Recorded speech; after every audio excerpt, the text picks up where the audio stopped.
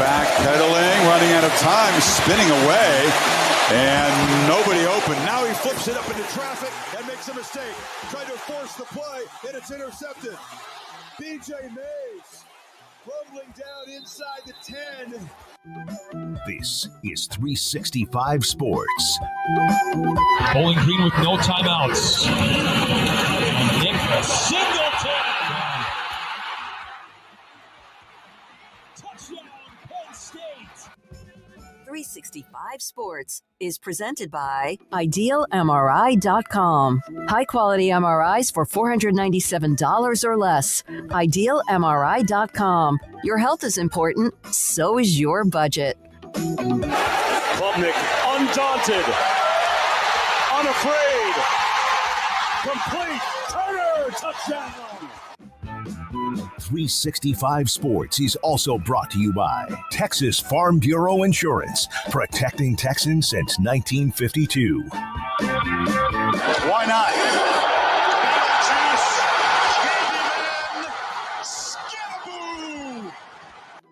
365 Sports is turbocharged by Unite Private Networks. Find out more at uniteprivatenetworks.com. Jennings on the play fake, slides it upfield. Matthew Hittner off to the races. Hittner at the 30, full speed, and the big tight end goes 75. It's a Pony Express. Now here's David Smoak, Paul Catalina, and Craig Smoak. All right, here we go. 365 Sports on this Wednesday afternoon. We are officially almost halfway through the week. I guess we got to do an hour and a half of the show for us to be halfway through the week of shows. Garrett Ross running the mothership with Andrew's not here today, right? No, he's on vacation. That's right. The remainder of the week. And then and Brandon Rowe is here. And Brandon, great to see you. And then, of course, Paul Catalina, Craig Smoak. Craig's in the red, Paul's in the black, and I'm in the middle with a red and blue striped shirt. So I'd never seen John Mateer. I've seen him play. I obviously a phenomenal player and a huge pickup for Oklahoma. And this guy here looks like he could be a president one. He could actually like run for whatever office he wanted, a Hollywood star. This is a good-looking dude now, and he's also a great football player. You guys don't know how to. Okay. I'm just telling you. This guy won life. He won life. At least he'll flash a picture, like so there's a point of reference. All right, so here's John Mateer when he was asked at SEC Media Days today about choosing and playing for Oklahoma. There was a lot that went into it, but also, like, I know Coach Buck, and it's closer to home, you can say. Like, one of my family would be closer to be able to get to the games because they couldn't get to a lot of games in Pullman, but it's also the SEC. Like, I'm here on SEC Media Day. Who doesn't want to play in the SEC, and being with Buck, staying in the same offense and the same coaching that I know. They know me, I know them, and they know what I need to play at the highest level, and it's the SEC. It's Oklahoma. Who doesn't want to play for Oklahoma? And, of course, Miami, North Carolina, with Belichick and others, were in on that particular recruitment. He was at Washington State. Hell of a player. Man, what if he is, like, superstar good for Oklahoma? How does that affect what you may think of them as they, last year, of course, finished, 6-7 with the bowl game loss? If he's superstar level, I think we've talked about this a little bit before, then I think that this is a team that can contend for the SEC. Now, if he's not, or if they have other problems, I mean, last year, Jackson Arnold was an issue, but also every wide receiver they had hurt themselves or transferred out in the middle of the year because they didn't think they were going to play. So they were kind of down to nothing, and their offense wasn't very good. So Ben Arbuckle, John Mateer, with a defense they feel really confident about it, and some of the guys that they've brought in around him, that all looks really good. Their schedule is still really tough, though, and they've got to prove it because the last 2 years for Oklahoma, they haven't looked like Oklahoma.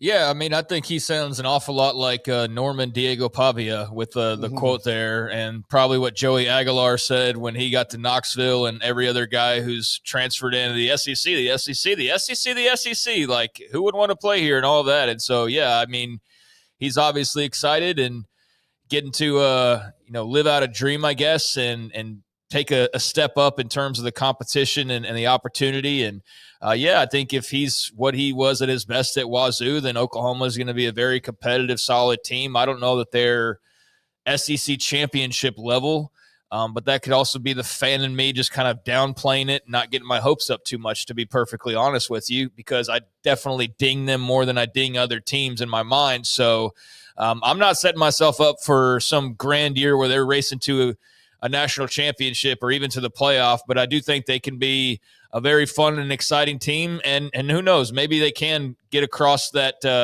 other side to actually being in the mix when it comes to the end of the year. But I mean, when you barely made a bowl game last year, I know you wouldn't addressed a lot of different things that Paul's already pointed out, but to go from that to the top of the pile, I'm not there yet, but I'm very excited about the changes, and I'm very optimistic about what they can do this year, and I definitely expect them to be vastly improved, particularly on offense, where they spent most of their focus in rewiring everything. So yeah, I'm excited about him. I don't know where you got the looks thing from. I think it looks like an average dude, I guess, but that was an interesting way to start the show. So if you've got a crush, it's fine. Yeah, I mean, 2025. You have a crush on what's the guy? Look, listen, I'm more of a Sam Hartman guy. Yeah. I was waiting for Interview with a Vampire Brad Pitt to pop on the screen. I was like, what are you talking about? And then just this dude shows up. That screen's larger. He's not quite as handsome as I thought, but he got all the hair and everything. I'm jealous of that.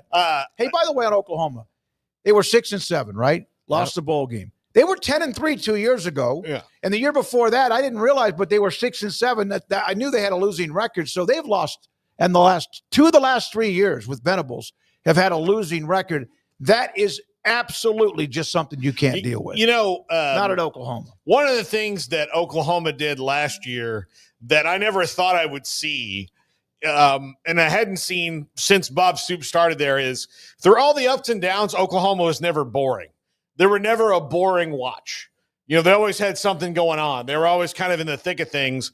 And last year, watching the Oklahoma team just didn't feel like I was watching what I was used to. It was so outside the norm of what they had been, even in their downish years, where they couldn't play defense all of a sudden for several years or whatever. They're always a fun watch. Hey, we can't play defense, but we'll have the Heisman Trophy winner every single year. So all those things, they found a way to always counterbalance their weaknesses.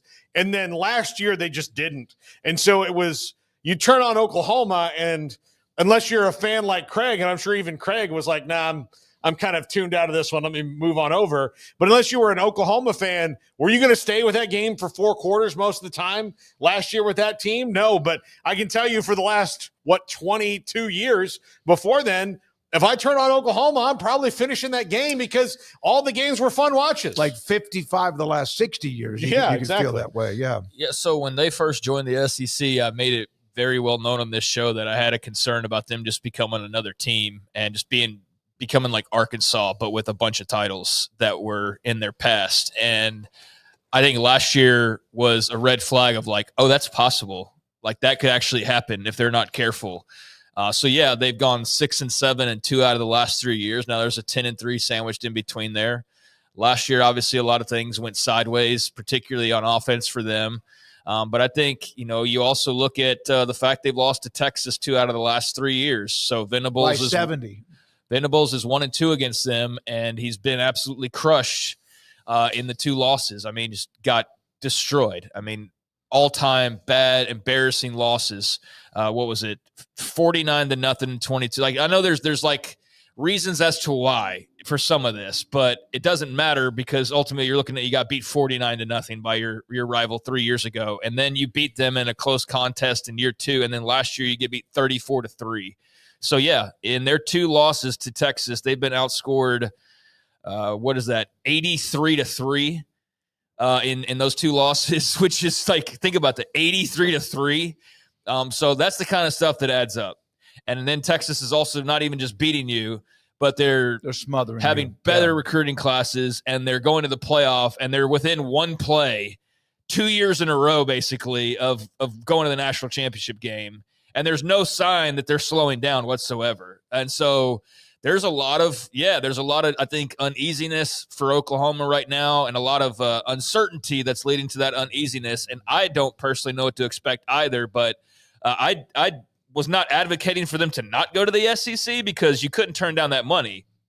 And anybody who says they would is absolutely lying or just stupid, just flat out stupid, because every team in the Big 12 right now would sign that contract if I put it in front of them right this very second. They would not even think about it. They would all sign it. Arizona State, everybody. So I don't advocate for them to not have done that just to go and run the Big 12, so to speak. But I did have this concern of like, just becoming another team. And last year they were just another team to what Paul was saying. And so this year is massive for Brent Venables' job and just for, I think, the overall state of the program. By the way, wet blanket, this, I know you don't like this opening segment, but hey, it's SEC Media Days. Oklahoma is one of the teams on the clock. A&M, by the way, is tomorrow. 2 other notes from Venables in Oklahoma. This is why, not just with Mateer, but Jaden Knott, the running back, who's a stud from Cal. And he's a home run hitter,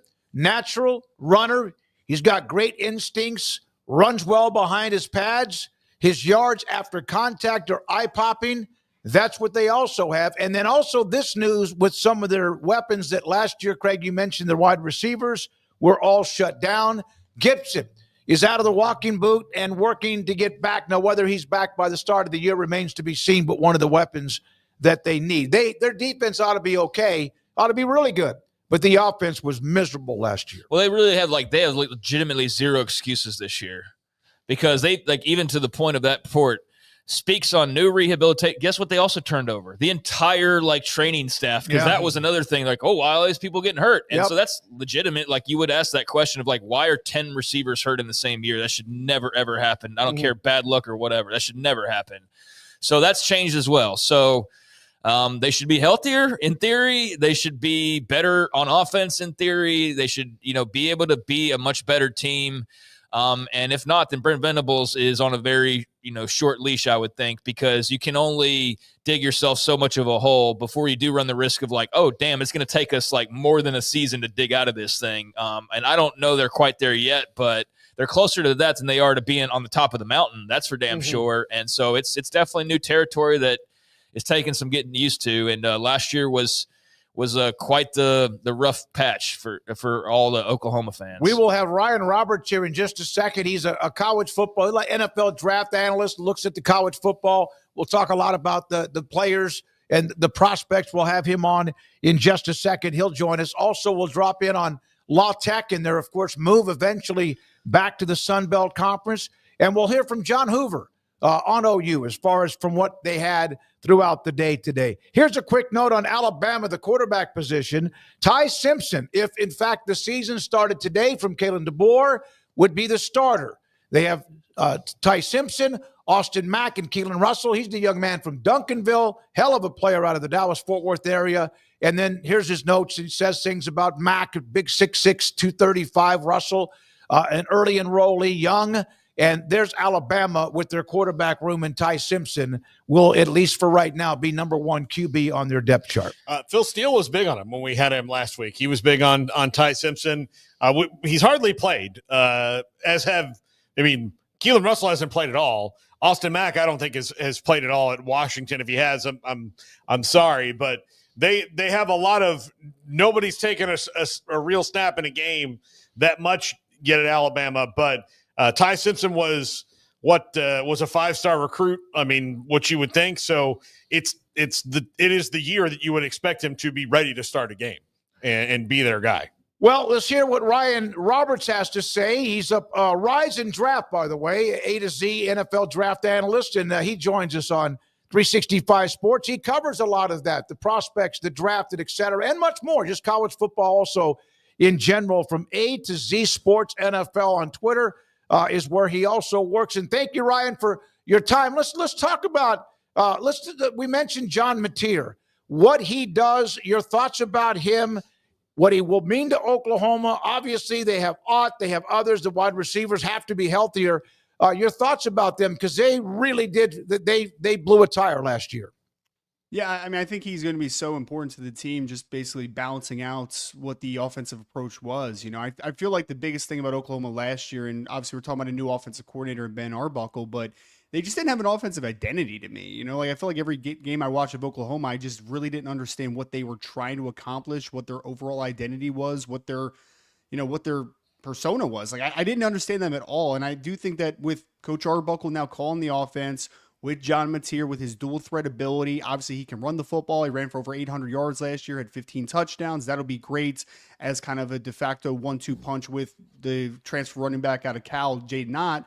But I do think that overall he is a much more consistent passer than what we have seen, obviously, from Jackson Arnold in his short time. So I think that just leveling out offensive production from a passing game and run game perspective, making it a more balanced approach just in general. But overall, I need to see more offensive identity. I think that there's some talent there. I think there's underlying upside to that group. I think it's just all about finding the identity under Coach Arbuckle in year one. This past year in the draft was a little quarterback dry. Obviously, when you see someone like Jackson Dart, who most years, I'm not saying he wouldn't have been a second-day pick, but he wouldn't have been a first-day pick in most seasons. Second-day pick, sure. First-day pick, no. Do you see this year having more first-day picks, and who are those guys that are translating out to that now? I mean, potentially. It's so funny that you mention it that way, because last year I felt like we were really trying to convince ourselves in the draft class at quarterback on the floors of player. Like, I mean, I felt like we were going through a revolving door of like, hey guys, Jackson Dart's really good. There was some like Will Howard fans. There were Kyle McCord fans, because you were trying to convince yourself that like, hey, the tools aren't great, but like you can get excited about the floor. Maybe, you know, the consistency, the experience, blah, blah, blah, blah, blah. This year's class is much more about betting on ceilings than it is betting on floors, which is a good and an unsettling thing as well, because, I mean, there's a reality where a Lenora Sellers out of South Carolina, for instance, takes the next jump and he's the first overall selection. There's a chance that Fernando Mendoza, the transfer from Cal to Indiana, could be in that type of conversation. Obviously, we know guys like Garrett Nussmeier and Drew Allard, like they've been on the radar for a couple years. All of those guys have legitimate tools to get excited about, but none of them are close to finished products, which most kids aren't at this juncture in their college careers. But I really think that it's exciting that you're betting on tools this time of year more than just betting on floors. And I do think that it is going to end up being a much better draft at the quarterback position, especially at the top in 2026.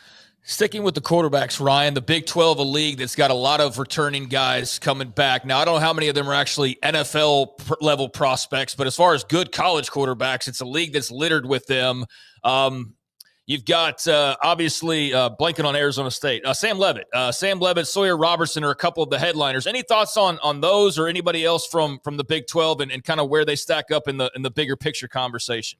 Yeah, Sam Leavitt is one of the most talented potential quarterbacks in 2026 if he chooses to declare. He's a little bit of a wild card right now because it's a roller coaster at times. Like you see it though, right? Like he has a good NFL frame. He's very athletic. He's got a really talented arm as well.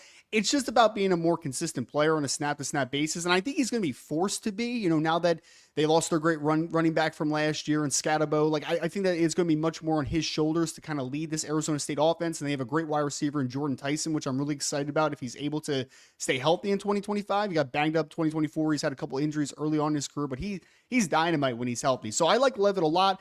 I think that for me, like if I had to say like a little bit of a wild card, I actually just watched Josh Hoover from TCU for the first time about a week ago. And I was pleasantly surprised, man. Like I thought I was just going to see, to be honest with you guys, like I thought I was just going to see this like really fun gimmicky RPO college spread quarterback. Like, I thought that's what I was going to see. And it's okay to be that guy on the college level, but from an NFL draft perspective, that's obviously not quite as exciting, right? But he has legitimate tools as a passer, man. The arm is live. He's a good athlete. And I'll tell you what, like he has some moments where he processes really well. Another kid that played a little bit in 2023, especially down the stretch, but 2024 was his first true year as a starter. I'm excited to see what he does in year 2 because I think there's a lot of underlying tools there for the Horned Frogs. It's just now about getting them more experience under his belt.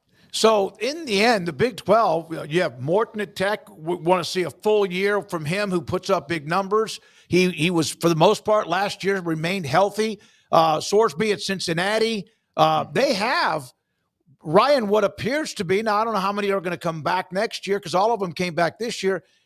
They seem to have about 4 or 6 quarterbacks that could be maybe not first day guys, but at least they'll be drafted in the first, 3 to 4 rounds the next couple of years? I mean, it's very possible. I mean, because I even skipped over Sawyer Robertson in the last question, but he's a guy that has some like mid to late round draftable grades around the league right now. And that's, barring the fact that he could have a nice jump in production from what he did last year with Baylor to what he did this year. I don't think his tools are quite as exciting as a Levitt or a couple of the other guys in the conference that we've talked about already, like a Hoover, but I do think that his floor is pretty nice. Like he, has a big body and he's got a good frame and he's usually pretty consistent from his decision making. But yeah, I mean, you mentioned like a Brendan Sorsby. I have no idea what to expect from Sorsby this year. He's only a redshirt junior, so he could be in the 2027 draft. Yeah, he has tools, man. Like he's 6'3", he's 215, he moves well, he's got a strong arm. Like there's a lot of tools there. So yeah, I think the Big 12 is going to be really deep in quarterback talent. I wouldn't be shocked if we're talking about a few guys that are draftable players over the next year or two. Who is the I don't know how deep you are into film yet. I mean, you guys do this. It's amazing how much patience you have for it. But who is the best player, non-quarterback on film you've watched so far? Jermod McCoy from Tennessee is probably the best. It's either him or Peter Woods from Clemson, the defensive tackle. But I love McCoy. Now, McCoy's coming back from an injury this offseason. I'm not even sure what his availability is going to be early on in the year for Tennessee, but that kid, press man corner that can run. Like that works, right? Like he's a bigger body guy. He was a former Oregon State transfer who spent 1 year at Tennessee this past year. I'd come over for the transfer portal. What he did at 19 years old last year in the SEC was frankly stupid. Like it was incredible stuff. He's got good ball production. He's got good ball skills. He's incredibly physical and patient at the line of scrimmage, and he can run and he can change direction. So I think Jermod McCoy, if healthy, and again, he's coming off an injury, so that health is going to be a little bit of a question mark. He is a top 5 player in this class for sure, in my opinion. I think he'll be a top 10 pick as long as he tests well, which I think that he'll do. But it's between him or Peter Woods from Clemson. Clemson used him so weirdly last year, which is why I'm really happy that they have a new defensive coordinator, Tom Allen, because I think he'll be utilized a little bit more appropriately to what would be in the NFL. I mean, they had this kid at like 6'3", 310, 315 playing on the edge a lot, right? And like, that's not going to be his game. He's a pure penetration style 3 technique who's got a lot of upside in that regard. And I'm excited to see what he is now in Tom Allen's defense for the Clemson Tigers.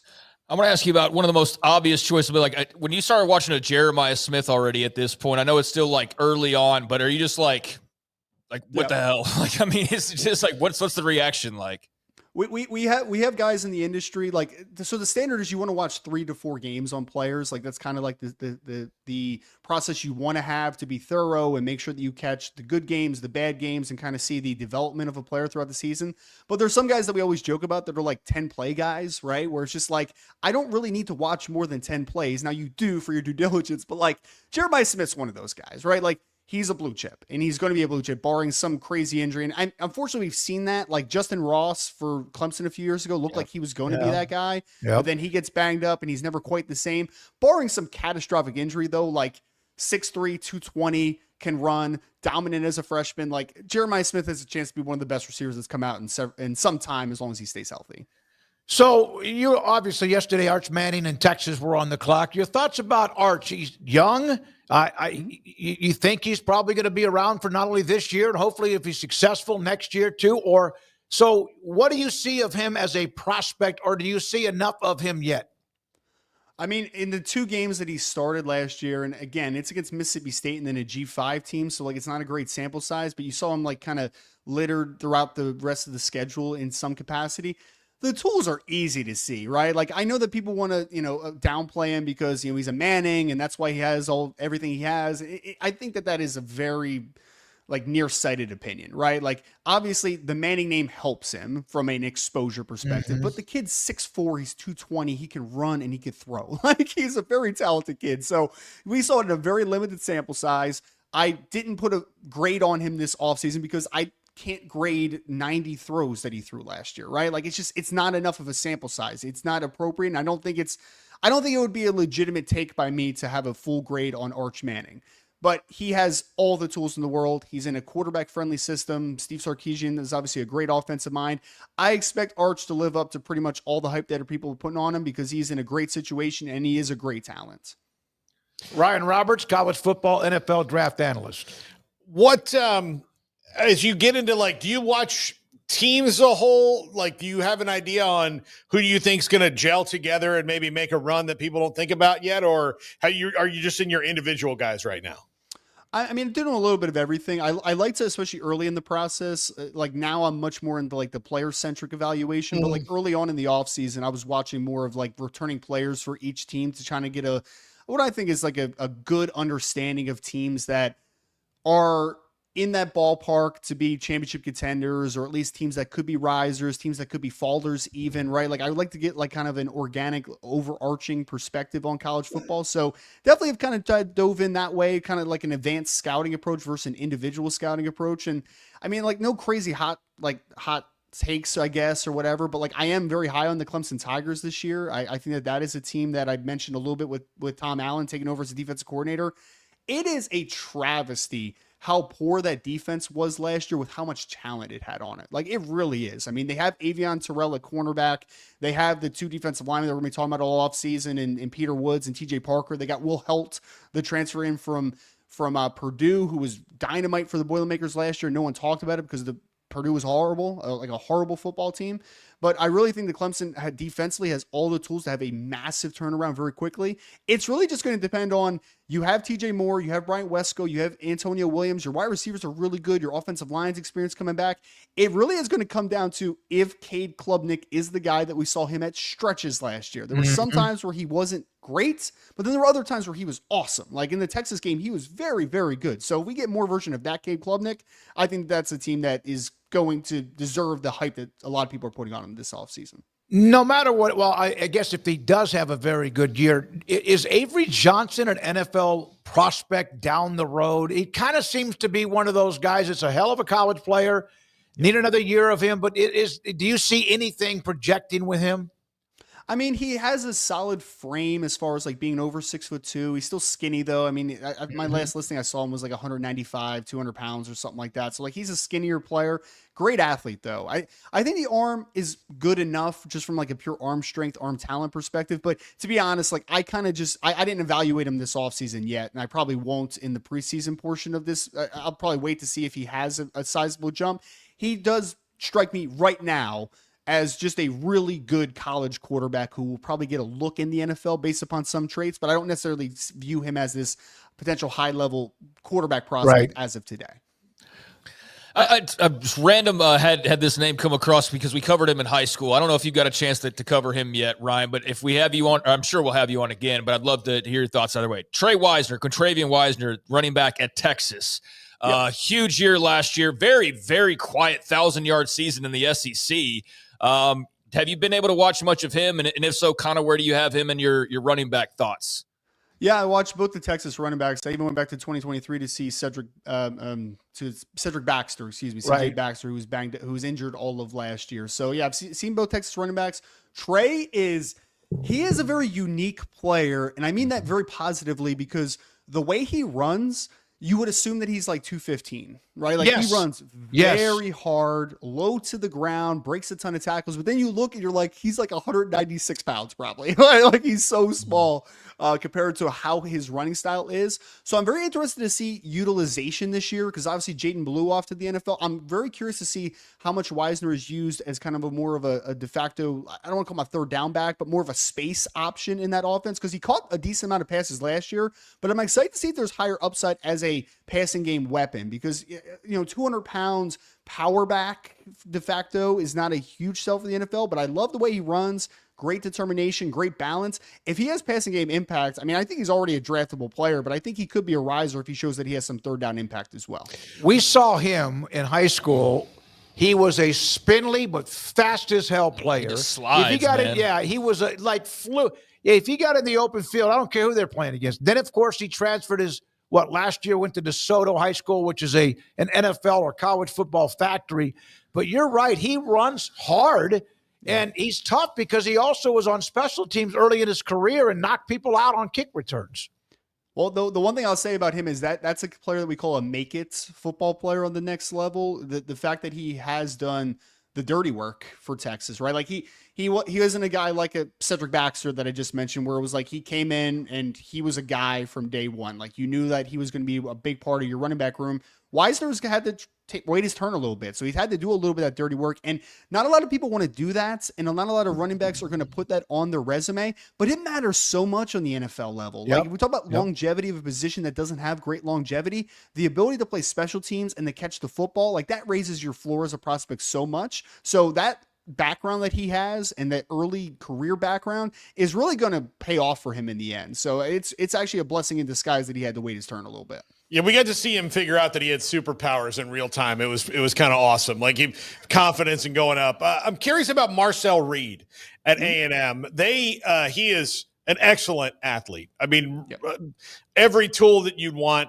Passing wise, he has an arm. I mean, he can stand on the 20 and hit the other 20 without doing much of, without straining his arm. All of those things. Can he develop as a passer? Do you see those traits there? Because last year their receivers were not A-plus guys. Now he's got a couple guys, including Casey Concepcion, who's an A-plus guy at receiver. I think that they have formatted this offense a lot better to fit Marcel Reed's strengths as a football player. Like you mentioned, he's a dynamic runner. Like anybody could turn on the LSU game last year and see that. Like the kid is tremendous. But he made one of the better throws he did all season in that LSU game too, that not a lot of people talk about, like that deep bucket throw down the field. So he definitely has some upside in that department. Right now, I'm excited because I think that they got wide receivers that fit him a lot better. Like last year, they had trees, like the Noah Thomases of the world, the Ja'Day Walkers. They don't have as much size, but what they have now is instant separators. Like I'm dreaming of an A&M offense this year that's a lot more RPO heavy, where you have guys like Concepcion who's just, let's throw him a screen out there, let's throw him a glance, let's throw him a slant, like in Bussy and the kid the Craver kid that they got out of Mississippi State. Like they have these dynamite space players now, a lot different than what they had last year. So I think that one is going to fit better with them. And two, honestly, I remember going into last year, I was like, I don't really know if Connor Wegman really fits the style of offense that Colin Klein wants to run, what he did at Kansas State.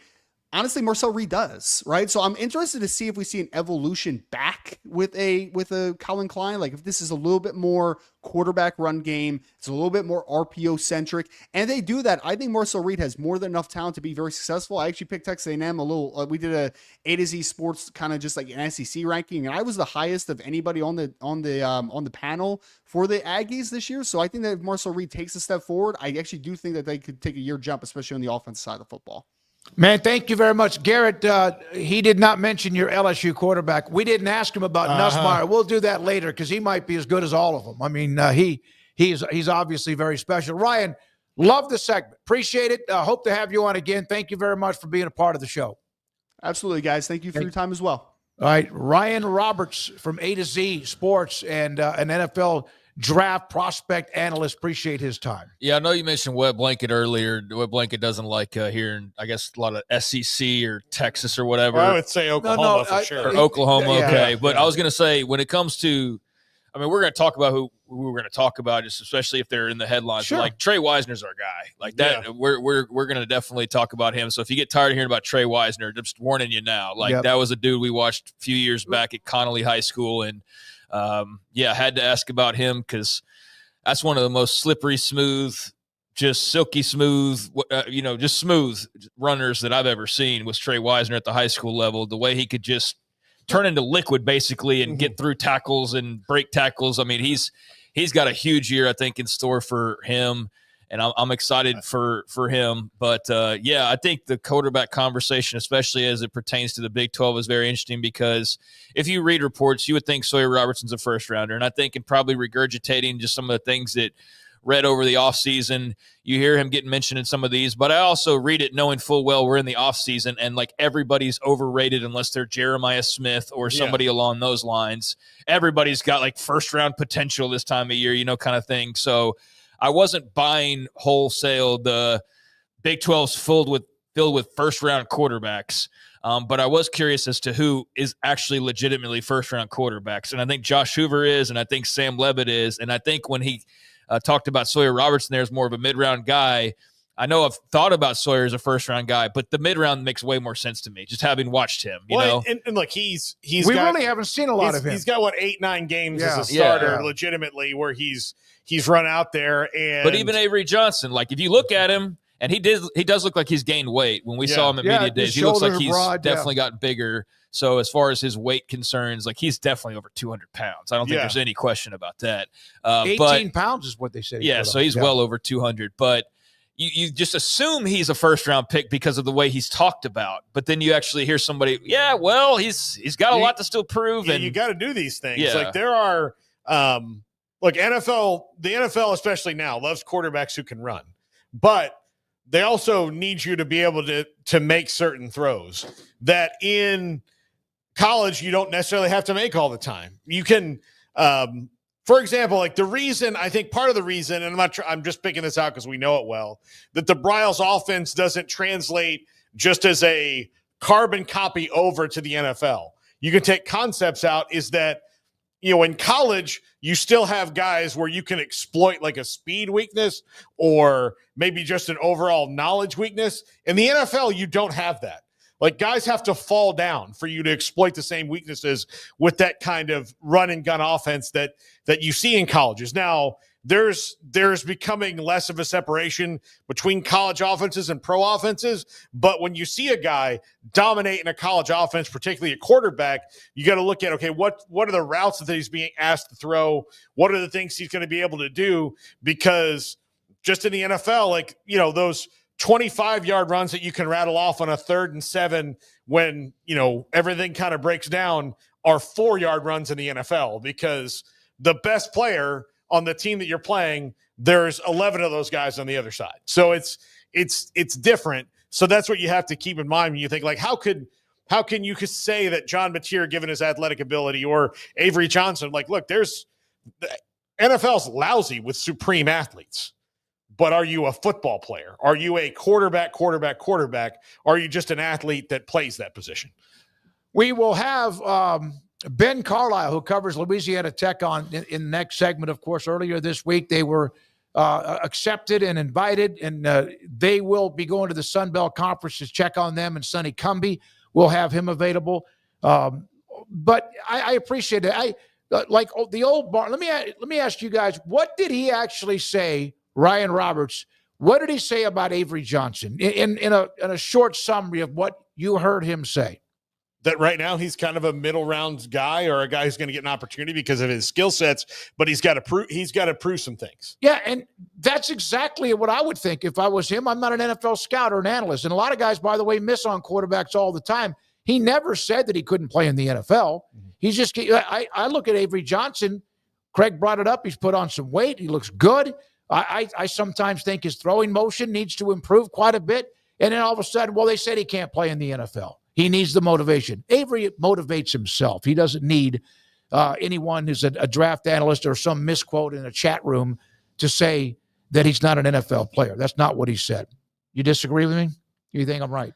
No, I just don't care about the interpretation of what he said. I just think people hear what they want to hear, and it is what it is. He doesn't. Yeah, my whole point is Avery Johnson looks in the mirror every day or looks at film every day. He can motivate himself, but I did not hear Ryan say that he wasn't a guy that could play in the NFL. His athleticism alone will probably give him that chance to be able to do that, and maybe and possibly at quarterback.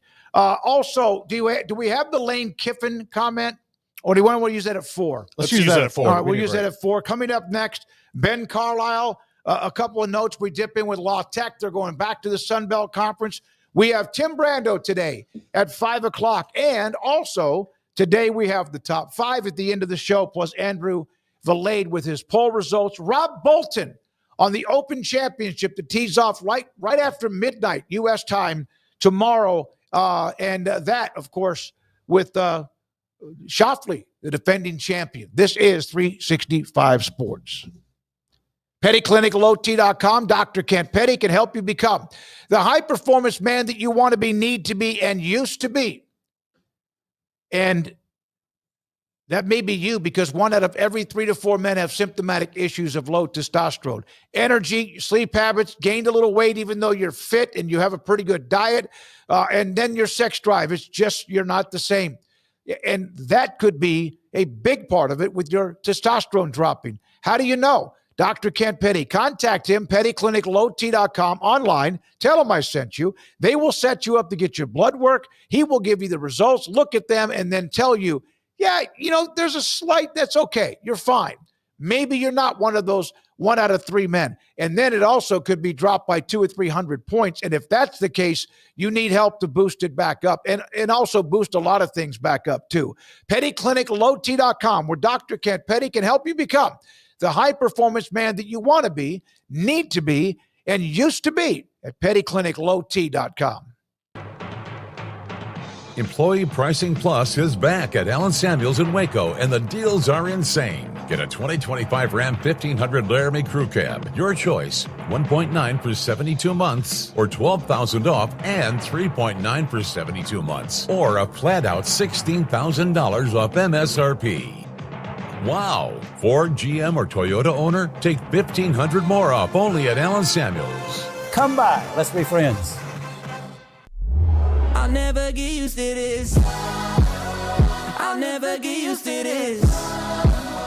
This is how I want to live. Forever we'll be singing like, oh, I'll never get used to this. I'll never get used to this. I'll never get used to this. This is how I want to live.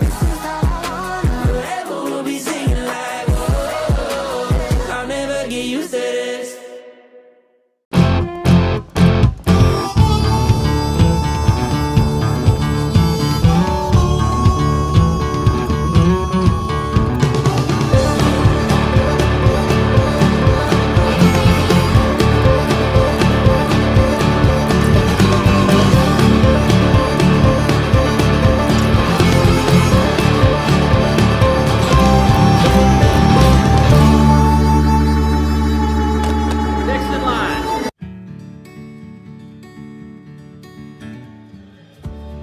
Whatever it is you wrangle, whatever seeds you sow, no matter what you nurture or what you choose to grow, at Texas Farm Bureau Insurance, we're proud to protect all Texans.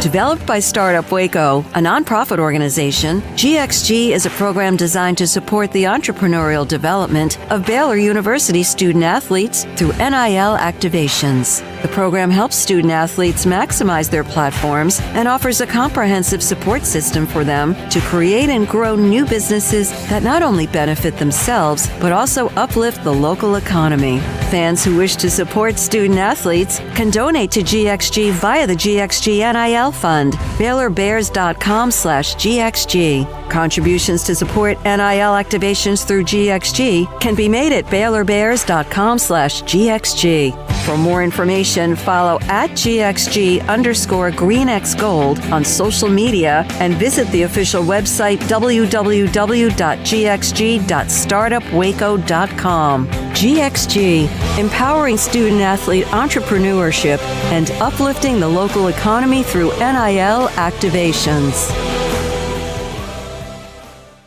Make this the summer event at Allen Samuels Dodge Chrysler Jeep Ram, where big plans start with the perfect ride at great deals. From weekend getaways to daily drives, your next new truck, SUV, or car is waiting. Come by. Let's be friends. This is 365 Sports. The 3 o'clock hour is sponsored by Waco Custom Marketplace. Meats, sweets, Texas treats, and a cut above the rest. 425 Lake Air Drive, Waco. By the way, good comparison from Jayhawk Champ on Avery Johnson. He brought up the name of Bobby Douglas, who played with KU, ended up being in the NFL. Lefty, he was a 6'4", 225. Back then, that was big. It's still big, but I think Avery has gained some weight. Bobby Douglas was a physical player, no question. We're now joined. Oh, we're not? No, I'm waiting for him. I'm sorry. I thought I saw you raise. Let's do that Mountain West Conference standings, Garrett, while we are waiting for Ben Carlisle to join us. This is staggering to me, and then again, maybe not. 15 consecutive years.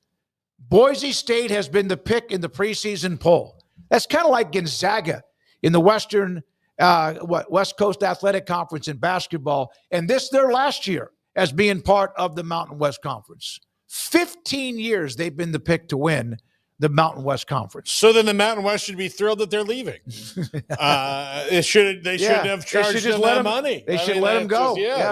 Now everybody else has a chance. UNLV picked it second with Dan Mullen in his first year is really interesting. They lost a quarterback who was really good last year in Hodge Williams, but San Jose State creeping back up the charts after a little downtime. But I'm curious on Fresno State. To me, I would have picked them second, but maybe that's just looking back a little bit more. But I think it should be a fun league in its last year in this iteration. Given all of the preseason poll conversation this show has had over the last month with just the Big 12's whole deal, like I wish there was a Boise State to just put on top every year, no matter what. Like, I mean, well, there was for a long time. There was in Oklahoma, and then they left, and then nobody knew who to put there. But and some of these other comparative conferences, it's like, it's the same team at number one every year. How hard is that? Now the rest of it, that's the mess, obviously.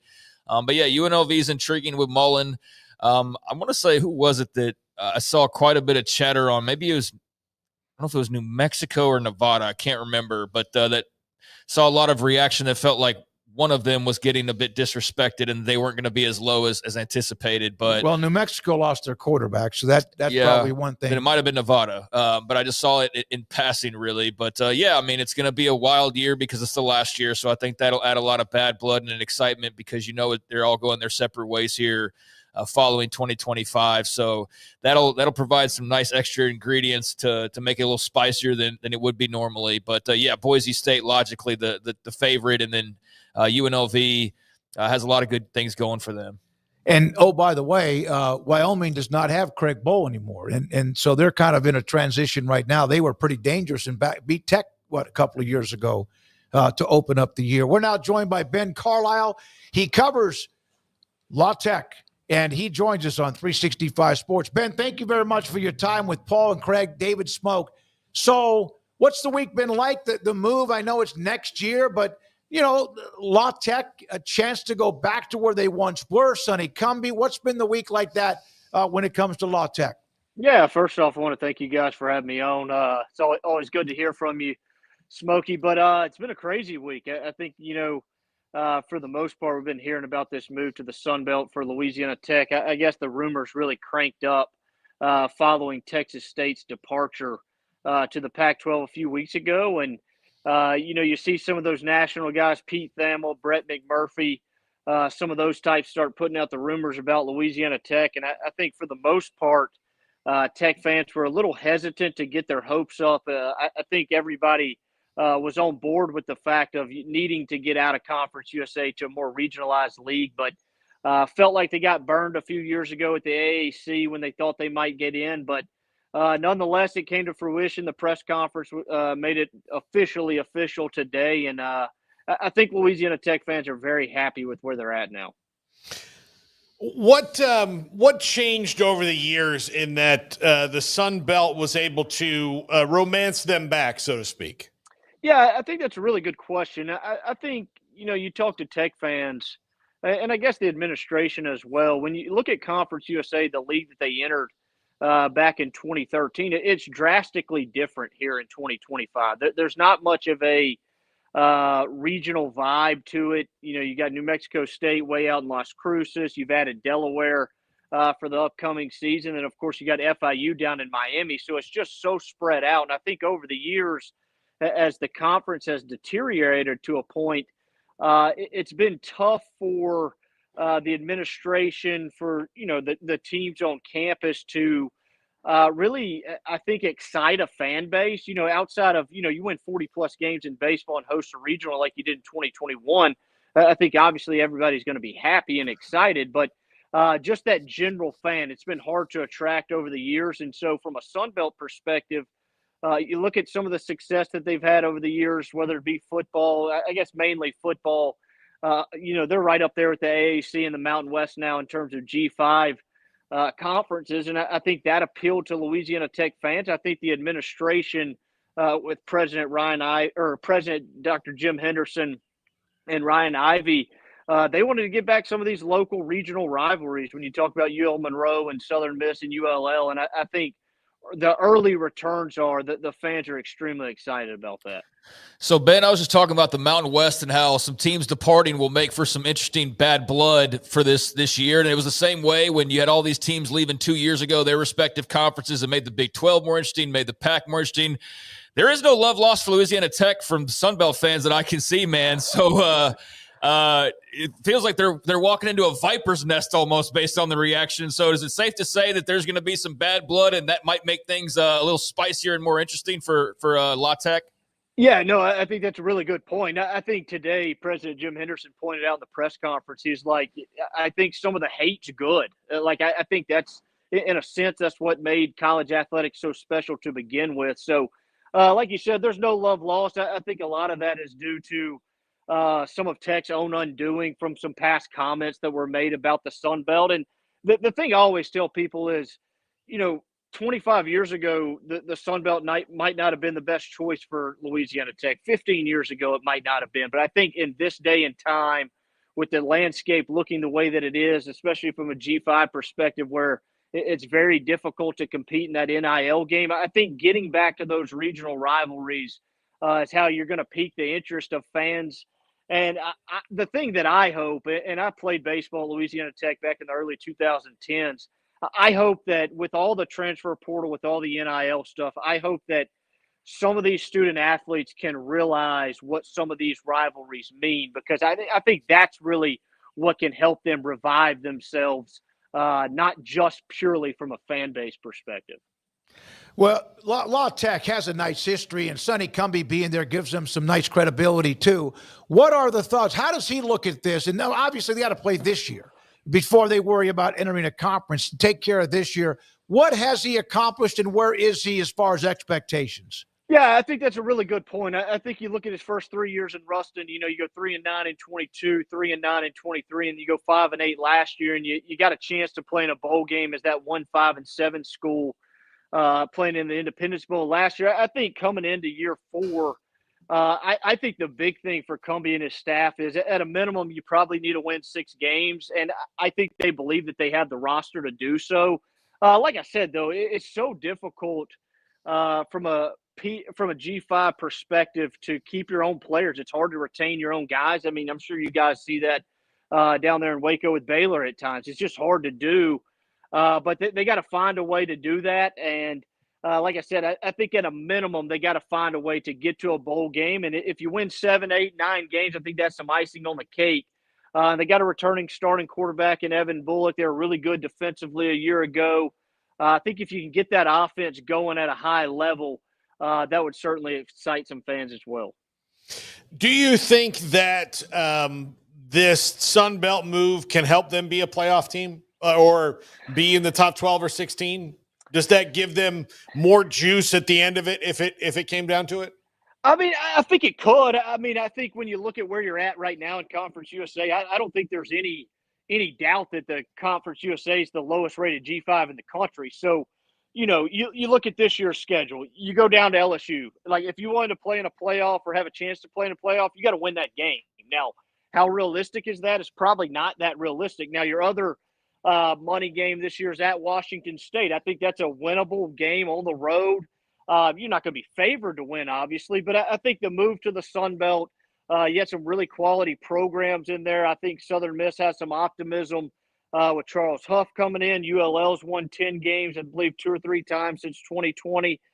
Coastal Carolina's been a pretty good program, James Madison. So I think it helps you in that sense, but I don't know. I think right now Louisiana Tech, from a big picture perspective, is they want to get back to where they were under Skip Holtz from 2014 to 2020. Let's go to a bowl game every year. Let's be in the conversation for a conference championship. And if we get over into that special type of year where we've won 11 or 12 games, we'll talk about that when we get there. Ben, I don't want to get too far ahead, but I know the announcement said no later than 2027. Is there any chance it's 2026, or are they going to need that buffer year to move into 2027? I would think the likelihood that it will be next summer, July 1st of 26. I think the reasoning for the way that it was worded was, so the Conference USA cutoff was May the 1st if you were going to leave the league. And obviously the official announcement wasn't made till July the 14th. So they're a couple months behind. They're negotiating right now, and I would imagine they figured this thing out a few years ago when Marshall, Old Dominion, and Southern Miss left the following year. There was some litigation involved there, so there's some precedent set that I would imagine they can come to terms and let Louisiana Tech out a year early. Ben, they've got a proud history. Terry Bradshaw, Joe Ferguson, I mean, in other sports too, with Karl Malone, Fred Dean, Willie Rofe. I mean, they've got a history, and they're trying to find a way to find their niche. They're going to have to pay the $5 million. How are they financially? Is that going to be an issue for them, and also with revenue sharing? Yeah, I think I'm not going to say it's not going to be an issue, but from the folks that I've talked to internally, they don't view it as a huge hurdle that they have to get over. Your revenue is going to go up from a TV revenue standpoint, going from Conference USA to the Sun Belt. They believe that they're going to save at a minimum $1.5 million a year on travel. You look at the West Division of the Sun Belt, they're not going to have to hop on a plane for that side of the conference when it comes to conference games. You look at this year in Conference USA, 5 of their 6 road games are going to be plane flights. So they're going to save a lot of money there from a football perspective. They're trying to get involved in the revenue sharing game. We'll see how involved they really get. I think right now they're kind of prioritizing the 2 diamond sports when it comes to baseball and softball, just knowing how successful they've been on that front. But I think they can compete in this league, but there's no doubt. Like I said earlier, I think the step up from Conference USA to the Sun Belt is nothing. You can't just throw it by the wayside. It's clearly a step up, and they're going to have to invest more and more to keep competing. The football talent in Louisiana over the last 25 years has increased. I mean, South Louisiana, we always knew was, that's a hotbed. New Orleans, Baton Rouge, those areas. But as you go up, there's better and better high school talent. Will that help them as well now that they're in the Sun Belt, that they can maybe get a couple of those guys? Yeah, I would think so. I mean, in theory, I think it does. I think at the end of the day, the biggest thing is you got to win. And I think back in the Skip Holtz days, the more they won, some of the better recruits that they were able to get. I think an interesting part of the move is, much of the Sun Belt's made up of schools in the South, Southeast, whereas Tech is predominantly, and you guys know this, I mean, they recruit the state of Texas really hard.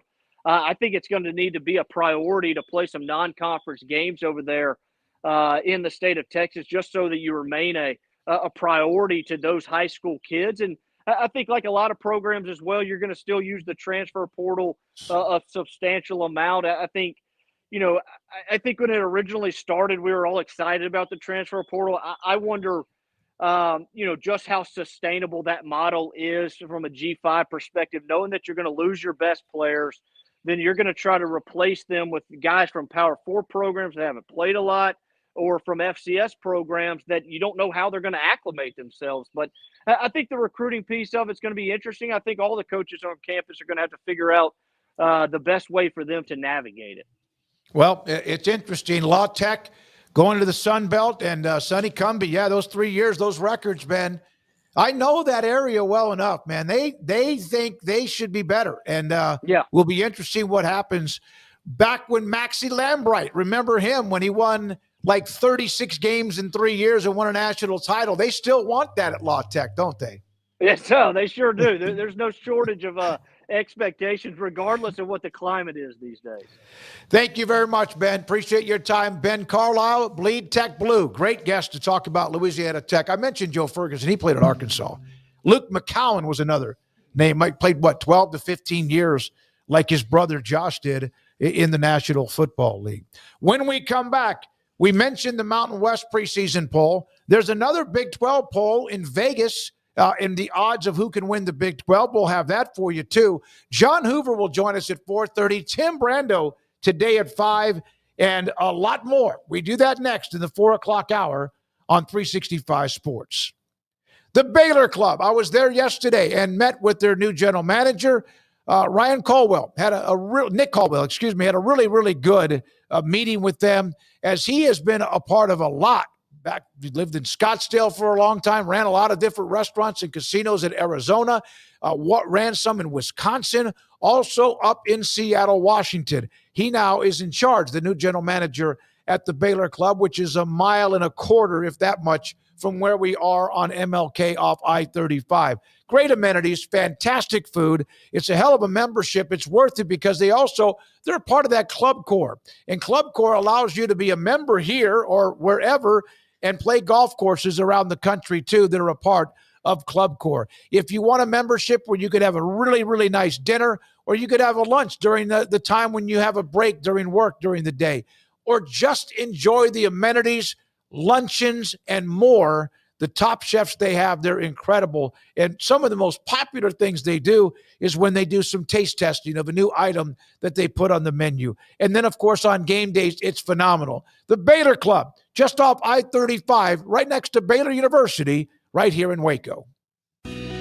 Let Camille Johnson Realtors guide you seamlessly through the process of buying your dream home or selling your current one. Commercial, farm and ranch, or residential, Camille Johnson Realtors can smoothly and successfully lead you through any transaction. With a team of 28 experienced agents who are excited about serving you, Camille Johnson Realtors services the entire greater Waco area. If you're in the market to buy or sell, contact Camille Johnson Realtors, 104 Midway Center in Woodway, or find them online at www.camillejohnson.com. Camille Johnson Realtors, elegant, charming, warm. Welcome home. Pizza, burgers, and Bears football. There's no place around Waco that serves them all other than Bubba's 33. Come show your green and gold and enjoy some of Waco's best food and beverages while watching your favorite team, the Bears. When real Bears fans get hungry, Bubba's 33 is the #1 spot for ice-cold drinks, hand-stretched, stone-baked pizzas, and bacon-infused burgers. Join us for indoor or patio dining. Bubba's 33, Waco's restaurant and proud supporter of Baylor Bears football. Sick 'em, Bears. Don's Humidor, your home with a 48-foot walk-in humidor with the elite cigar brands from around the world, including the #1 cigar of the year, Aging Room Cuatro Nicaragua. Plus, they have the great brands like Macanudo and Artur Fuente, Rocky Patel, Aston, and so much more. CBD, great for sore muscles, aches and pains, sleep, Vita Dreams, and anxiety, mild depression, general health and wellness. Their staff very knowledgeable on the subject. Don's Humidor in the Townwood Shopping Center off Valley Mills in Waco. Ready to take your business to the next level? Carrion Solutions has got you covered. We deliver world-class IT consulting, including Quest On Demand and Migration Manager, M365 and Exchange migrations, Active Directory assessments, security hardening, and Windows Server upgrades. Our experts specialize in consulting, monitoring, support, and managed IT services. We promise vision, professionalism, and unbeatable value. Satisfaction guaranteed. If you're not happy, we make it right. Remember the name Carrion Solutions. For more info, email sales@carrionsolutions.com or visit carrionsolutions.com. That's CARRION solutions.com. Carrion Solutions, IT success guaranteed. At Ideal MRI, we feel blessed to be part of the Waco community. We're a small family business here in Central Texas. At times like this, the cost of healthcare has never been more important. And unfortunately, significant illnesses and injuries still occur. And that's why Ideal MRI is open and here to serve you through this difficult time. So if you need an MRI, ask your doctor about Ideal MRI. You can schedule online in minutes at idealmri.com or call 833-IDEAL-MRI.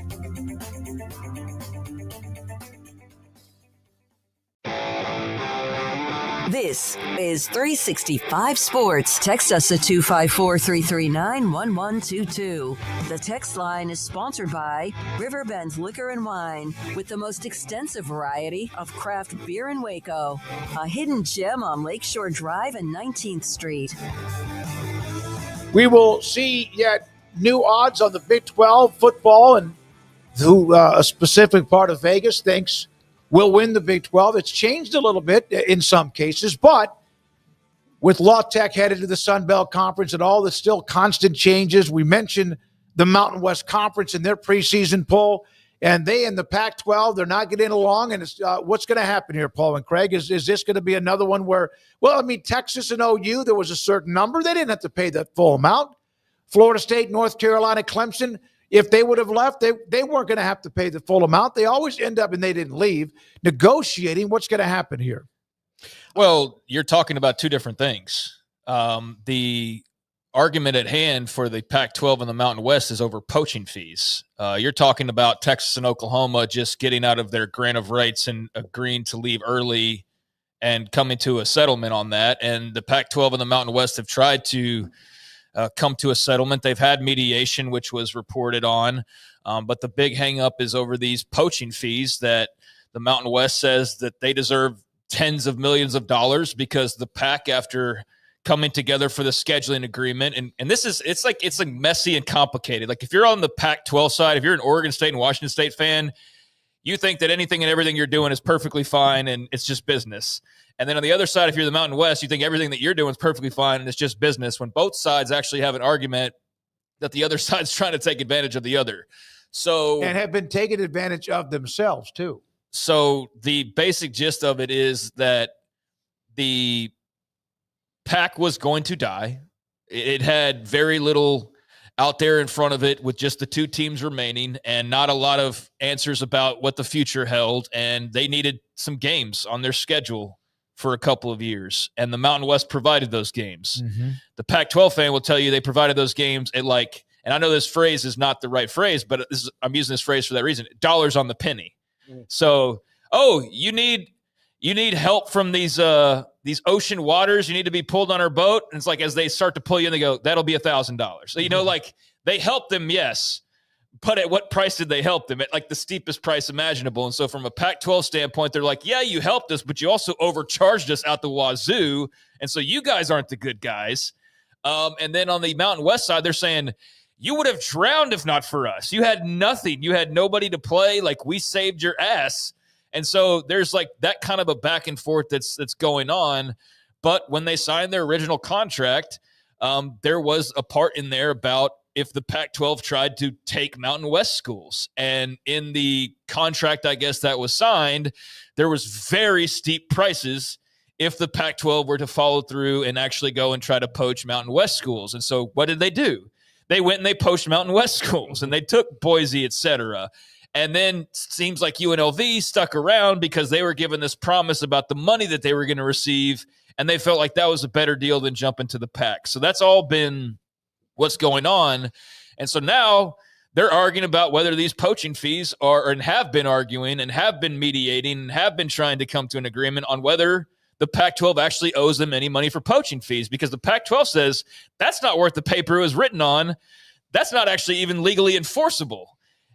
Y'all are suckers, basically, and you signed that, but you should have known that that was never going to be enforceable the way that it was written. Whereas the Mountain West says, you guys walked in, agreed to the deal we gave you, signed the contract, and now you're saying that it doesn't matter. You can just take schools and pay nothing for them. Now, they're not paying nothing because there's still fees that you pay, but this is poaching fees. Yeah. This is poaching fees. So the PAC doesn't believe those are enforceable legally. The Mountain West obviously wants their money, and they have promised the UNLVs of the world of they're getting a percentage of whatever money they get. So that's important because that's part of why you've been able to keep them in your fold, right? So they can't come to an agreement, and now the courts have said that this is going to go further down the line, and there is the potential that it could go to court. Now, you would think they'd all be smart enough to try to avoid that at every cost, because I don't care how much money you have, and these aren't the Big Ten and the SEC arguing here. You don't want to pay all of your money in lawyer fees and keep this wrapped up, and it's already been going on for nearly 2 years at this point. And so that this lawsuit's been out there. It's $150 million in poaching fees. So you can see why that's important for both sides. But yeah, they tried to mediate it, couldn't come to an agreement. And now there's been a motion to dismiss by the Mountain West. And so basically what's going to happen is here in a couple of months, I guess they'll continue to talk or whatever. I don't know all the legalese, but in a couple of months, if nothing changes, they will be I guess, in front of a judge and trying to figure out the next step of this and whether it does eventually get to the point of becoming a loss or becoming an actual case in court that they're arguing over. Thank you for clarifying that. It's a lot deeper than my mind will ever comprehend, but I get what you're saying. It's different than if exit fees. The Mountain West, did they not add anybody? They did, but they also didn't have a previous agreement with a conference that said that they wouldn't. Yeah. I mean, that's where it is. And so it's like a moral thing at that point. And the PAC's like, well, we got our throat slit, so now we're going to do some throat slitting, and that's what we can do. And so that's what's been funny is to see all of the people that bemoaned how the Big Ten acted or the Big 12 acted or whatever, and now they're doing the same thing to the Mountain West, basically. And I know that's how life works. It's like, oh, if I do it, it's okay. But their reasoning is, well, we have no choice. You forced us into this with that bad contract that you tried to, extort us for all the money that we had. And the Mountain's saying, well, no, we just gave you a schedule, and we asked for some pretty steep prices, but did you agree to it or not? You did. So it's all going to come down to the lawyers, like everything else, and it's been that way for a while, but now it's taken this next step of where they are clearly not coming to an agreement. So now you've got to go to this next phase, and we're not far off from them actually going to court and having to have a trial over this to see where the money goes. I'm sure it'll be settled eventually. When it's suit, countersuit, the point is to get to a settlement number. But I mean, the numbers that the Mountain West is asking for is a lot, and the PAC doesn't really, have that right now. Or if they do, well, they have that big treasure chest, Paul. But all the money they got from the departing schools. Yeah, but that goes away really fast. It can. Is that over a couple of years where they get all that money? Yeah. I mean, so they have all that. So it is. But yeah, I mean, this is just, man, I can't wait till a day when we see conferences not fighting anymore. Like I can't wait for that day. Whenever that day is, maybe I'll be dead. Gone. Maybe I'll be dead. I don't know. Well, the next time I won't have to worry about it. But when the next network contracts come up, I mean, it's not a story that I care a great deal about, but it is one that I've at least tried to put in the time to kind of learn about what's going on. And by saying I don't care a great deal, it's not like a daily, like, man, what's happening now for me, or even a weekly thing. But I know for fans of those schools that it is. And so, that's where they are. And, I start to get into the legal terms, and that's where I sort of lose my way about like motions to dismiss and things of that nature. But I think that's something that we will hear about when they have their next meeting, which I believe is in the middle or the early part of September. So that's when I guess there will be more clarity if something doesn't occur before then. But there also is the broader conversation over the actual exit fees. So it's like $18 million, and Boise State and those teams are trying to like not even pay that or to lower that, which that's normal. So you want to lower that. Texas and Oklahoma lowered it. Everybody typically does. So I think that's one thing. But when you're trying to say of like, well, we're not paying any poaching fees, and you're talking about $150 million for the Mountain West potentially, you can see why this is tied up in court, because that's pretty damn big money for either side. My brain hurts, but the great clarification, great opinions from both of you on that. it's more money for the attorneys, right? They just rake it. College athletics and legal fees, like the settlement where they get 800 million? Is that right? That the attorney fees are going to end up getting out of the billion deal that it was.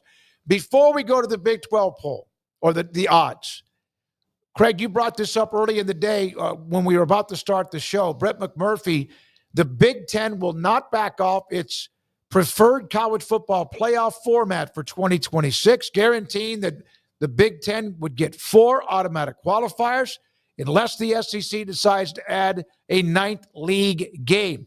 There is no way Big Ten Commissioner Tony Petitti moves off the 4 automatic qualifiers, a source telling Brett McMurphy, meaning that 12-team playoff most likely set to return and not 16 next year. And if he has 50 responses, 48 of them say, okay, yeah, 12-team playoff then. All right. I mean, I think that's where most people's brains are. Like, I'm there. I'm fine with the 12-team playoff. Okay. It's like, not going to go back to the BCS. It's not going to go back to 4. It's just going to stay at 12 for as long as it takes for the SEC to get to a 9th game. I love the fact these 2 big damn bullies are having a little bit of a skirmish. Look, there's nothing I love more in modern American life than 2 gigantic corporations, in a back alley fight. I love watching Walmart fight Amazon. It's hilarious to me because they're both kind of wrong, right? Like they're both not doing it right, and they're trying to say like, no, we're on the moral high ground here over at Walmart, and they're not. But the Big Ten and the SEC, go ahead, fight all you want. I want them to. It's going to be, let's go. It's going to wind up at 16 eventually, because eventually the SEC will get a sweet enough monetary, little kick in to get that 9th game. They'll get it, and then they'll move on. Because here, the coaches can whine about, it's so hard in this league. I don't know if I want a 9th game, and those guys don't have to. All Greg Sankey has to do is like, hey, ESPN's going to pay us this much more money. Boom. And they'll be like, okay. Yeah. Because when have they ever done anything the coaches asked them to do legitimately? Yeah. I mean, honestly, they don't. So, well, we just were told by Chris Kleiman that all these decisions are being made by people, and none of them are coaches except Brett Bielema. Exactly. They'll let one guy in the room, and partly because I think they like to laugh at him, because he looks like that dude from Beavis and Butthead.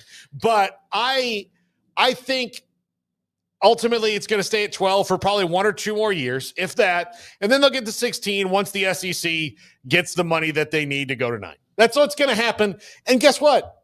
No one cares. It's fine. 12. Let's go ahead. The Big Ten is playing with no cards in their deck other than we'll hold up the 16-team playoff for as long as it takes. And we're all like, we're fine with that. Yeah. I mean, nobody really asked for 16 right off the bat anyway. We've only seen 1 year with 12, and you're already trying to supersize the meal. Well, it's like the basketball tournament that's perfect, and they're trying to expand that too. So I'd like to see Petitti and Sankey with the little shots at each other. Maybe they won't. It's interesting to see the back and forth that creates about the playoff ideas again that we just lived through for like an entire month of June was all, does this format work better? Does this format work better? And the whole conversation around auto bids, we spent a great deal of time on that. And that's all we revert back to when these two start fighting again is the conversations about which one works better. And I at this point don't even really know. Like, I think that Brett Yormark could be making a grave mistake. I also think that betting on yourself sometimes, you don't do it when it always looks like it's going to work. You do it when, you think it's the good idea, even if others don't see the vision, you do. And then your vision goes and pays off and it works really well. I don't know. I don't love automatic bursts, but I definitely see both sides of the argument. And so if we can't all settle on one thing, and that creates us sitting in a situation where we just stay where we are for, more than a year or 2 years, I guess, 2 seasons, and we let it sizzle and settle in a little bit, then I don't think that's the worst thing in the world. The only people rushing to add 4 more teams and to create the 16 team and do all that are basically those 2 leagues and the TV networks. So if they don't get that right away and we have 12 team for 2-3 more years, hey, if they fix the seeding that everybody bitched about all last December and January, then that should go a long way. We'll see this year, and maybe it's great. And I think a lot of parts of last year were great. But, yeah, the conversation about, 4 automatic bursts or the opposite, that kills the regular season and this and that and play-in games and all of that. Like, yeah, I don't know what the best solution is. I think they're almost past the point of having the best solution anymore. But this isn't the worst thing if they don't change it overnight and they have to talk about it and figure it out a little while longer. And it's not the worst thing if those two don't see eye to eye on everything. I think that's probably healthier for the whole environment. I think it's very, very healthy. Yeah, when it gets scary is when Lex Luthor and the Joker go, good idea, buddy. Yeah, exactly. Like, that's when it gets scary. Yeah. Did you hear? Or in the eyes of a fan on those sides, Batman and Superman. Yeah, that's exactly. the way they look at it. All right. I mean, now which one's Marvel? That's none of the ones we mentioned. Okay, all right. Superman. What is Spider-Man? He's Marvel, and then Superman is DC. DC. Okay. Did you see Mike Francesa? Yes. I thought you'd love that. Here's the thing. Forget about what he was mad. It was so hilarious. What did he call the Green Lantern or whatever it was? Yeah, he was. So I don't know. Like I saw like a couple people like Kirk Herbstreit, Tom Luganbill, a couple of sports people like, yeah, I saw it too, and I hated it. Saw what? Superman. The Mike movie, Francesa did this review of Superman. It was hilarious. And the whole time, it's like 7 minutes long. And the whole time you're watching, Mike, what did you think you were walking into? Well, no, one of the things he said was, and again, I haven't seen it, and probably I don't know if he doesn't think an action hero or whatever you want to call him, superhero, should be getting his ass kicked throughout the movie. Well, that makes it like more like it raises the drama. Yeah. So I can't tell you why he was because it'll spoil it, but it will make sense when you see it. It's so funny that they're talking about this movie, which is super fun and it's very comic booky. And if you're into that, you'll love it.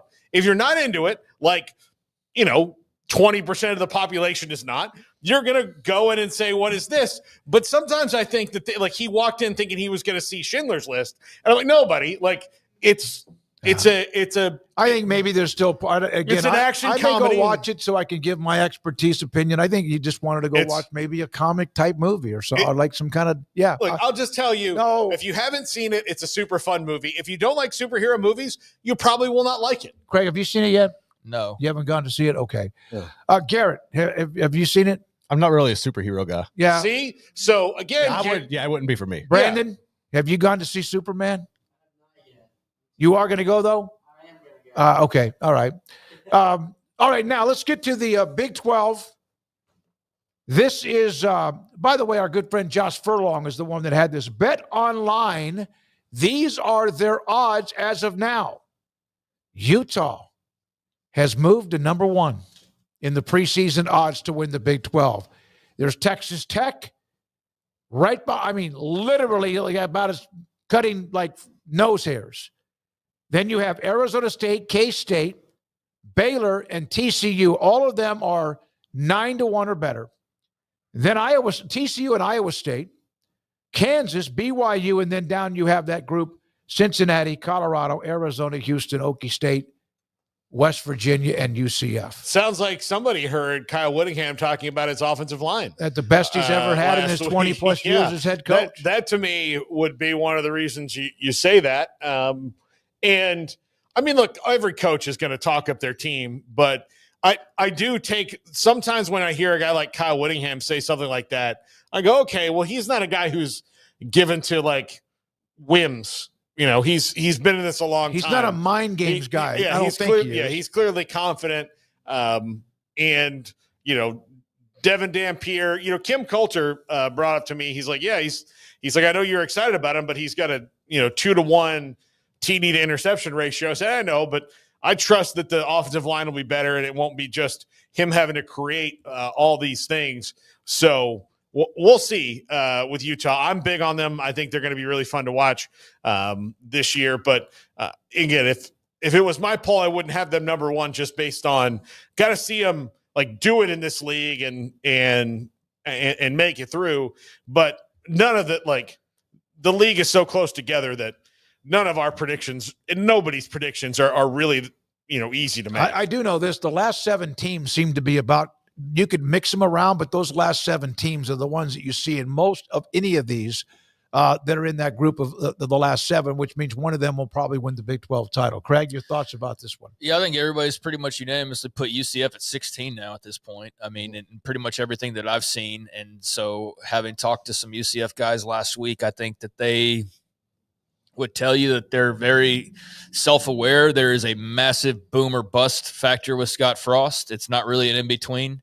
And so if people in the way they sort of read him last week are right, and he's just not in the right place or is not as further along maturity-wise or what have you, passion-wise, then you probably think they're going to sink pretty quickly. And there's definitely the opportunity for that. But who knows? Maybe people are reading the body language wrong, or whatever they're listening to, they're hearing it wrong. And he's just tired that day. And he's actually very excited, and they're about to surprise some people and kick doors down. I don't know. I think that they are a logical 16, but they are a complete mystery, I think, even for the people who follow them faithfully. So, I think that's, one of the safer bets in the entire league is just to say, yeah, UCF at 16. But, hey, that means the only way you have to go is up if you're the Knights, and they do have some talent. So they're really interesting. Utah making that move is kind of surprising because you'd think people would be more hesitant after last year. But I think with what they did with Dampier and making some coaching changes and kind of shuffling the deck a little bit, I think that's got people excited about the potential. And you mentioned the offensive line. That's been kind of the story of the offseason. We didn't need Whittingham to bring that up, but he did gush over them to a degree of like, okay, he's not trying to even hide how good he thinks they can be. So that's usually a pretty good sign. And I think last year was a bit of an aberration. I think they had sketchy quarterback play the entire season.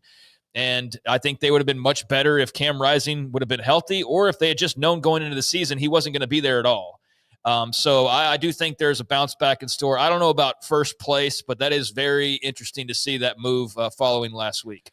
So there we are. Thanks to Josh Furlong for putting that out. I probably need to start following on Twitter some of the odds makers. I usually get that from somebody else's feed. It's kind of nice. I kind of like to look at them. But Utah, Texas Tech, basically splitting nose hairs.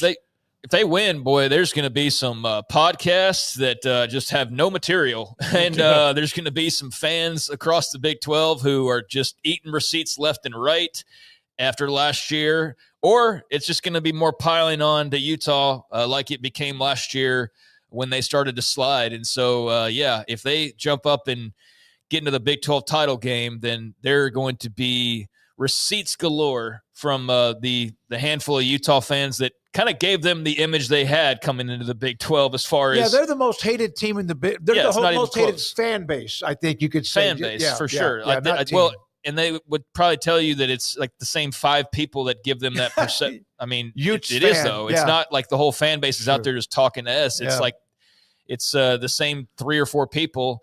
So they're going to be awfully loud, or they're going to be awfully quiet. But Utah gives the league a team like they had in a Texas or in an Oklahoma that is not blue chip the way they were, or blue blooded, I should say, but one that is easy to dislike and root against, and kind of rally because around of 5 social media Twitter handles, and they don't have that otherwise. Now Tech might be that to some degree this year because people now with all the attention want to see them fail. So I think they'll have their fair share of haters, but I think Utah was clearly the most disliked team. Is still clearly the most disliked team if you were to poll the online Big 12 fan bases. So they give you that foil. They give you a foil that you didn't know kind of what that was going to look like post Texas and Oklahoma. So I think that's a good thing. I think that's a good thing to have that team that everybody's kind of, I don't like them, as kind of want to root against a little bit. I asked Whittingham, by the way, later on in the day, I said, hey, by the way, when do you work out? Because you see him. He works out every day at 12:30. So I don't know if I could ever do that. That seems to me that interrupts your day, but I think he goes in and works his butt off, probably have practice, whatever, then gets some things done, and then he gets away. Well, his day operates differently. Yeah, they might practice at 6 o'clock in the morning. If they practice at 6 o'clock in the morning and he's like, well, I'm not going to work it. Like, I've got to The last thing I would want to be is sore during practice. Like, that means you got to work out at 4, and then you got to go to practice at 6. No, and you got to walk around, and then you start getting sore in the middle. I'd rather just do it in the middle of the day. And again, that's probably the part of the day where he can decompress. Everybody's at class. I can send the coaches on this way, and I can work out and be by myself. All right. I can tell you, look, Bob Huggins, I know this just from the time he and I were walking on a treadmill next to each other. He worked out in the middle of the day as well, but I think that's more of a sleepy time thing. So, by the way, John Peterson did say this in the chat. Shouldn't we now be saying G6 rather than G5? Yes, the Pac-12 now, and they can be offended by it. But there's like 2 Oregon State accounts. I could name them. I'm not going to, but they are something else, man. And they are passionate. They're also, I think, a bit over the line sometimes when I've seen some responses to things. But I think of them immediately when you say that, because I don't think they actually believe they're still a power conference. I think they say that to try to hope others believe that. Well, that was what the American was doing forever. We're a P6 conference, and the other 5 were like, I mean, no, you're not. Yeah. So, like, officially, they are not a part of the A4. And, like, that's where they get, it's not even there's not a P, whatever. It's like, okay, well, it's the A4 then. And it was the A5, it's the A4. But, yeah, I think they do that intentionally to troll partly, but also, like, wishful thinking that will be the case. And then there are fans who I think legitimately just probably don't follow it as closely that hope that will be the case. And that's not going to be the case. I mean, I don't know what it would take for that to be the case. So, yeah, I mean, to your point, then, yeah, it's a G6 rather than a G5. But I think it'll take people kind of like the P4, A4, A5, P5 thing. It'll probably take some getting used to. But, I think it's the G6 now. Yeah, the Power 5, now the Power 4, the A automatic qualify, all that stuff. It can get a little bit confusing from year to year. So thank you. I just want to read it when we can. A couple of notes in the chat room. And John Hoover, SI, Sooners on SI. He'll join us. SI on Sooners. He'll join us next. He's at SEC Media Days in Atlanta. His thoughts about Brett Venables. What did he say today? What did he say about Joe Castiglione? Also, by the way, the AD who's on his way out. That is next. This is 365 Sports. As I started back earlier this year to try to maintain my weight, lose a little bit of that because I'd gained 8 to 10 pounds. So I just didn't feel that great. My lower back was still bothering me. Then it was the shoulder. And I don't run anymore. It's just not something I can do because of my hip. But I can walk, jog. And I've started doing that basically every morning, even occasionally on the weekend. So that's what I've been doing. Walking, jogging 3 miles, still going to the gym, and then having whatever else is available to me because of all the equipment they have. It's amazing. Inside Waco Regional Tennis and Fitness on Lakeshore Drive in Waco. Lost weight, felt good, maintained it. I'm down to 188 to 192. And remember, my journey started a long time ago at just over 280 pounds. And now there's a brand new equipment called Synergy 360 in the weight room. This thing is a beast, an 800-pound gorilla. Check it out. 3 cable systems, a single arm low row, adjustable rebounder, straight pull-up bar, battle rope, and more. And any of the trainers there can help guide you and demonstrate for you. It is phenomenal. That's where you get yourself in a position to be fit, lose weight, feel better about yourself every day. Waco Regional Tennis and Fitness on Lakeshore Drive in Waco. Alan Samuels House of Travel is a full-service travel agency with highly experienced travel consultants plus support staff with over a combined 150 years in the travel business. They are ready to take care of any travel situation for you, your family, and your business, and with the kind of knowledge to complete a seamless itinerary trip start to finish. They will search for the best deal to accommodate your budget from air to cars, ship to shore, hotel, and even meeting space. Name a destination and they've been there. They know the places to go, and international and missionary travel is one of their unique specialties. Alan Samuels House of Travel, celebrating 50 years in business. Call Connie, Sherry, Linda, or Bambi at 254-776-2560 or find them on Facebook or at houseoftravelwaco.com.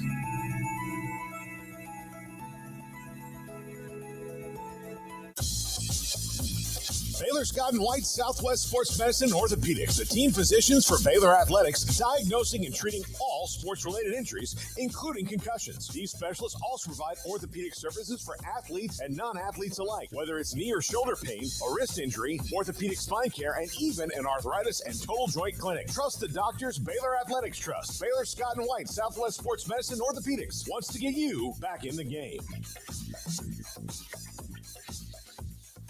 With so many companies and policies out there, it gets so confusing shopping for insurance, and I never know if I'm getting the policy that's right for me. Luckily, I met the team at the Niche Group Insurance Agency. With the Niche Group, you can go to one company and get access to coverage options from many insurance carriers, and you get to speak to a real person about your specific coverage needs. With the Niche Group, I know I'm getting the right coverage at the right price. If you need insurance, talk to the experts at the Niche Group at 1-800-258-8302.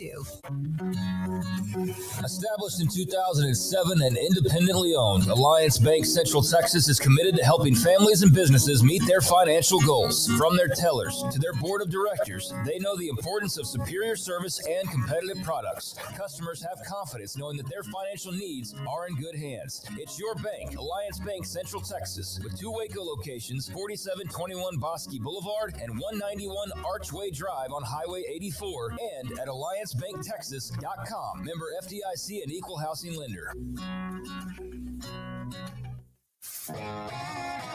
Want to send a message to the show?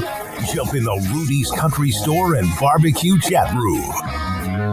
John Hoover covers Oklahoma, has for a long, long time. He's in Atlanta, SEC Media Days. We had quite a bit early on with Mateer and Ott, Venables, and more. He joins us on 365 Sports after a battering ram day today, John. It's one of those days when you probably get there. Like we had those for just 2 days in Frisco, but you get there about 7, and it seems like the day never ends. It's crazy good production and all that.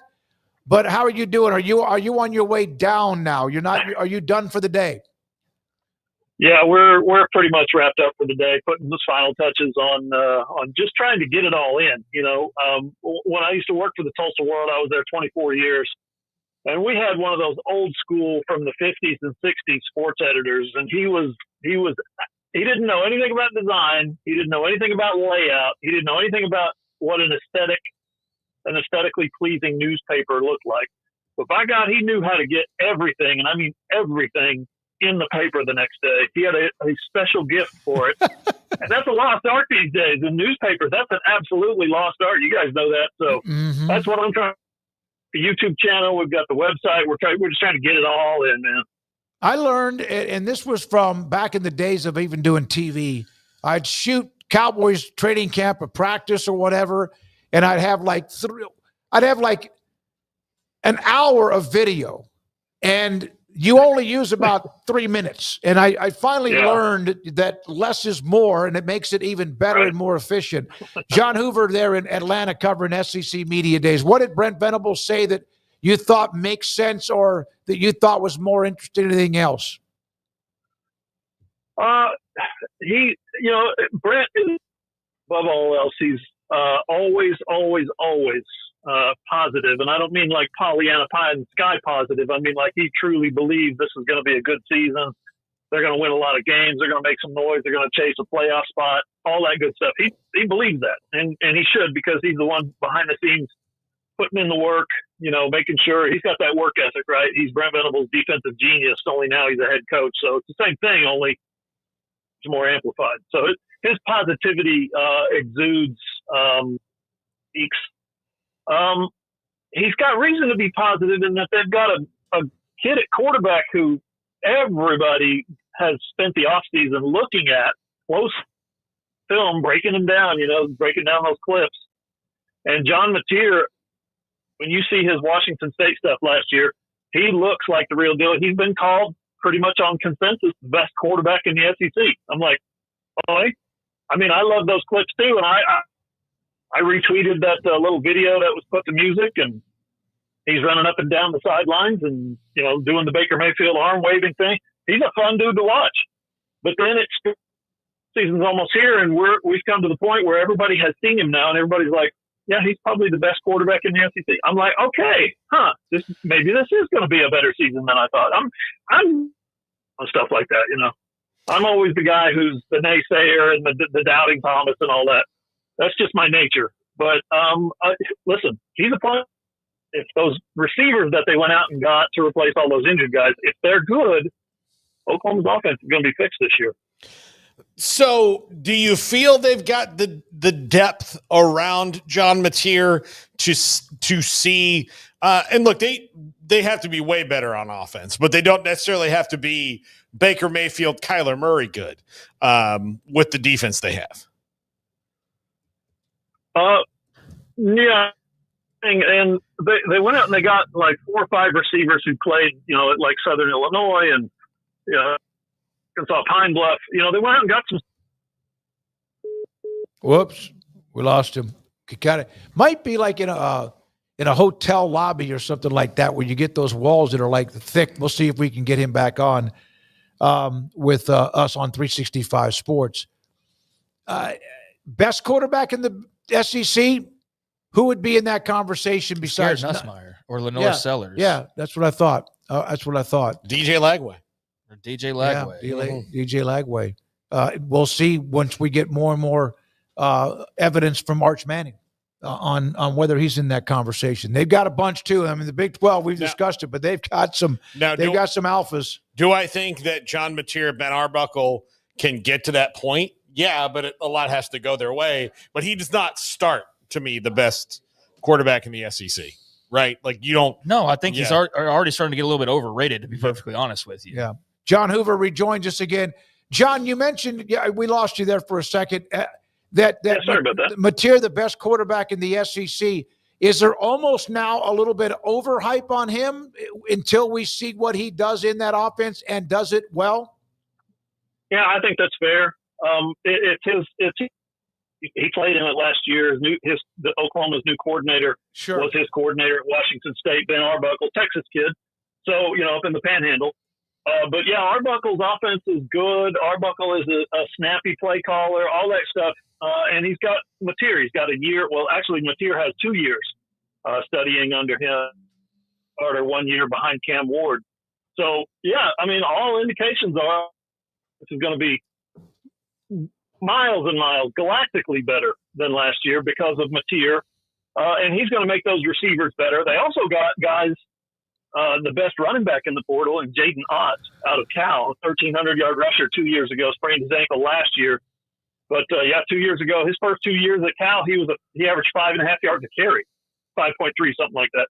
So that's a kid that is getting it done at Cal at that level, which in 2023 was a pretty good level. In 2024, it was more of a Mountain West schedule, I guess they played. Kind of like Mateer. Mateer played kind of a Mountain. No, I said that wrong. Mateer is the one that played the Mountain West schedule. Cal played the ACC schedule, didn't they? Yes. Yes, absolutely. So there you go. What kind of real pressure do you think there is on Brent Venables outside of just the normal, hey, you're not winning enough? Like, we see it from the outside and we just immediately go like, oh, he's on the hot seat and he's this and he's that. But sometimes inside it can be viewed a little bit differently. Like, how much do you think he's actually on a hot seat, John? And how much do you think that there is like this immense pressure that's been building, and how has he acknowledged that? I say the pressure has been building. I don't think there's any doubt. You have a losing record at Oklahoma. 3 years, you're probably not going to get a fourth.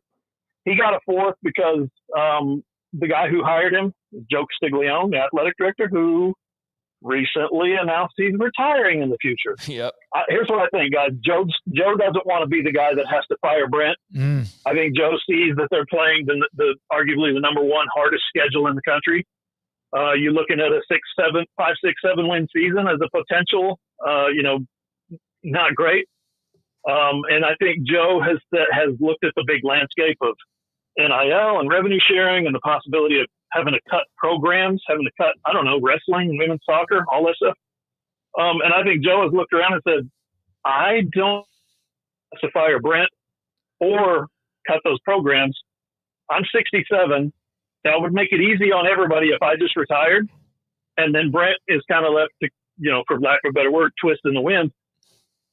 pressure is immense on him right now. I think that pressure on Venables is, well, my guy just retired, so the next athletic director, I either got to win for him or I'm going to be looking for another job. Somebody in our chat room, Barry Crawford, here in Oklahoma, Brent Venables' seat is hotter than an OKC sidewalk. Pretty hot. John, what are your feelings on, the shoes that whoever replaces Joe Castiglione has to step into and who that might be? Yeah, so they hired, I say he's not on the payroll because it's a volunteer position. He's doing it for free. Randall Stevenson, former chairman, CEO of AT&T. He's on the board of directors right now at Walmart. Okay. This is a guy who doesn't need a job. This is a guy who basically graduated from OU, loves OU, got his accounting from OU. And he's been a contributor to the point where they brought him. What decisions would you like to see made? That's where Randall Stevenson is. He's the one that negotiated the AT&T stadium contract with the Dallas Cowboys and Jerry Jones. This guy is. So he's going to be the one that hired the next athletic director. He comes from AT&T, Walmart, accounting background. Mike is his next athletic director. He's leading the search for a new AD. Is OU's next athletic director going to even come from a college? Is he going to be a guy that even has athletic director experience? Or is he going to hire a business CEO to run the club? That's what I think is a very strong possibility. Is they're going to go out, not outside the box. They're going to make a new box, and they're going to go outside of that box, and they're going to bring in a guy who's never worked on a campus before. A woman. So that's just a possibility. I'm not making any predictions on the possibility that the next AD at Oklahoma could have literally zero AD experience. John, I don't know how much you've had a chance to talk to Jim Nagy since he was hired, but it's just kind of amazing to see all these new positions popping up in this new age of college football. I know it's just constant change, but any initial impressions on just the job he's been brought in to do, how he's done it, and just the evolving landscape of all these new people that you suddenly need to have in today's day and age? Yeah, it's interesting. There's a lot of ways to look at what Jim Nagy has done so far. One way is that it's a brand new position. He's never worked as a college GM before because the position has never existed before. Oklahoma has no point of reference for what a college GM should do or look like or act like. He's got a lot of connections. He's got a lot of time, I think 16, 17 years in the NFL, executive director of the Senior Bowl. Was the guy in charge of going out and curating talent to play in the Senior Bowl to connect them with the NFL teams. They're coaching the Senior Bowl and scouting the Senior Bowl. So he was basically a headhunter for a job fair. He's the one that went out and found the talent to bring in to get those guys hired by the NFL. So he's got a ton of connections. He doesn't have a ton of experience navigating NIL contracts and recruits that come into on their official visit with, here's my mom, here's my dad, and here's my agent. That's a reality now. And he doesn't have a ton of experience in that realm, but nobody does. So I think what's going to happen is we're going to have to give him a little bit of runway. I think he's 5 months into his tenure right now. He has just, June, announced the hiring of 5 guys, a five-man staff. He gets to keep, a couple of guys that Brent already had sitting around in the scouting department and the personnel department. But he basically brought in 5 guys who have either college experience or NFL experience. So on the surface, and maybe even a little deeper, it looks really good. But I think time is ultimately going to tell what kind of job they're doing. John, there's no way that, and not every school that has moved into a new conference, and especially someone like a Texas or Oklahoma, the money involved, or even though Nebraska's been average at best in the last 15 or 18 years, or since they went to the Big Ten, they were average even right before that. Is there anybody, like Switzer always said, be careful what you wish for, or be careful what you're doing. What would you say if you did a thermometer test with OU fans on where they are right now in the SEC? Is there any kind of regret at all? Yeah, no, I think there's a fan base is a little bit torn. I think when Castiglione retired or announced his retirement, he's going to finish it's possible he might finish the academic year. He might finish the calendar year. We're not really sure. But when he retired, he said this was the right move, and we've heard nothing but great things about joining the SEC. We've confirmed it, and this is all. Everybody's loving it. And the simple fact of the matter is, you go on my YouTube channel, you go on my Twitter feed, you go on my Facebook, page or whatever, and you just read the comments, and not just me, but anybody who's got, an avenue for fans to sound off. You guys know, message boards, whatever it is. Mm-hmm. Callers, I'm sure the callers, there is absolutely a split among the fan base. Some of them are saying, hey, just give it time. We got the right guy. Some of them are saying, give it time. We need to get the right guy. And some of them, this is a disaster. We're never going to win a conference championship again. That's just, that's the nature of fans. Yeah. Because, man, can you imagine, they had that stretch with Snellenberger and Blake that was a disaster before Stoops came in and turned that around pretty quickly. But, yeah, man, they love being that you could write in 9 or 10. And, you could do that with Nebraska. That hasn't been the case in over a decade. In Oklahoma, if they're not careful, they'll slip into the oblivion, even with all the resources and I just can't imagine that. But we discussed this the other day. Everybody in college football at some point, maybe Ohio State, and what was that right after John Cooper? During John Cooper? Even Ohio State, but they're the ones that have had the smallest blip. Others have had that. They just fade in and have a funk. And Oklahoma's got to be careful to go back into what they had in the mid to late 90s. That's exactly right. At SEC Media Days last year in Dallas, I was talking with Andy Staples, and I can't remember if I interviewed him or he interviewed me. We probably both shared the content. But that was something that we both were talking about. And he actually reminded me, he said, we talked about this like 3 years ago. I was like, we did? I don't remember. Typically, it was, the most Teflon college football program, in his opinion, and I would agree, is Ohio State at 1. Oklahoma has, in the last 25 years, been 1A. He said all of a sudden Oklahoma loses 2 out of 3, or losing season 2. Now they're in the SEC. They got to play catch up. You look at their recruiting classes over the next couple of years. All of a sudden, that 1A might be slipping to 2 or 3 or 5 or 7. Yep. They're down there where it's like, oh boy, how close are they to becoming the next Nebraska? And here's the deal: Nebraska never really had easy access to the Texas kids, like you guys know. Bob Stoops was on talking about Colin Cowherd saying, "Here comes Nebraska 2.0, the Oklahoma Sooners." Blah blah blah. He hates OU because of Lincoln Riley and USC. But Bob Stoops was going on the radio saying, we're right across the Red River from an endless supply of recruits. Yep. North Texas and Dallas, so we don't have anything to worry about. But boy, I just looked at it yesterday. 24/7's got this recruiting class, 26 recruiting class, ranked 34th in the country. Yeah, they'll close with a little bit of a flurry, but no, they're not. You can't make up that much ground in the last 2-3 months before they sign in December. Texas was at the microphone yesterday in Atlanta. They just got 2 5-stars. I know. They now have 5 kids on their 26 roster that are 5. And Oklahoma has how many 5-stars? 0. Yeah. So yeah, there's definitely a danger there, I think, Smokey. And I was going to add to this as well about with them slipping, or at least if they're not careful, if it continues. And right now, the one team that is their biggest rival is on their way up like a damn Elon Musk rocket.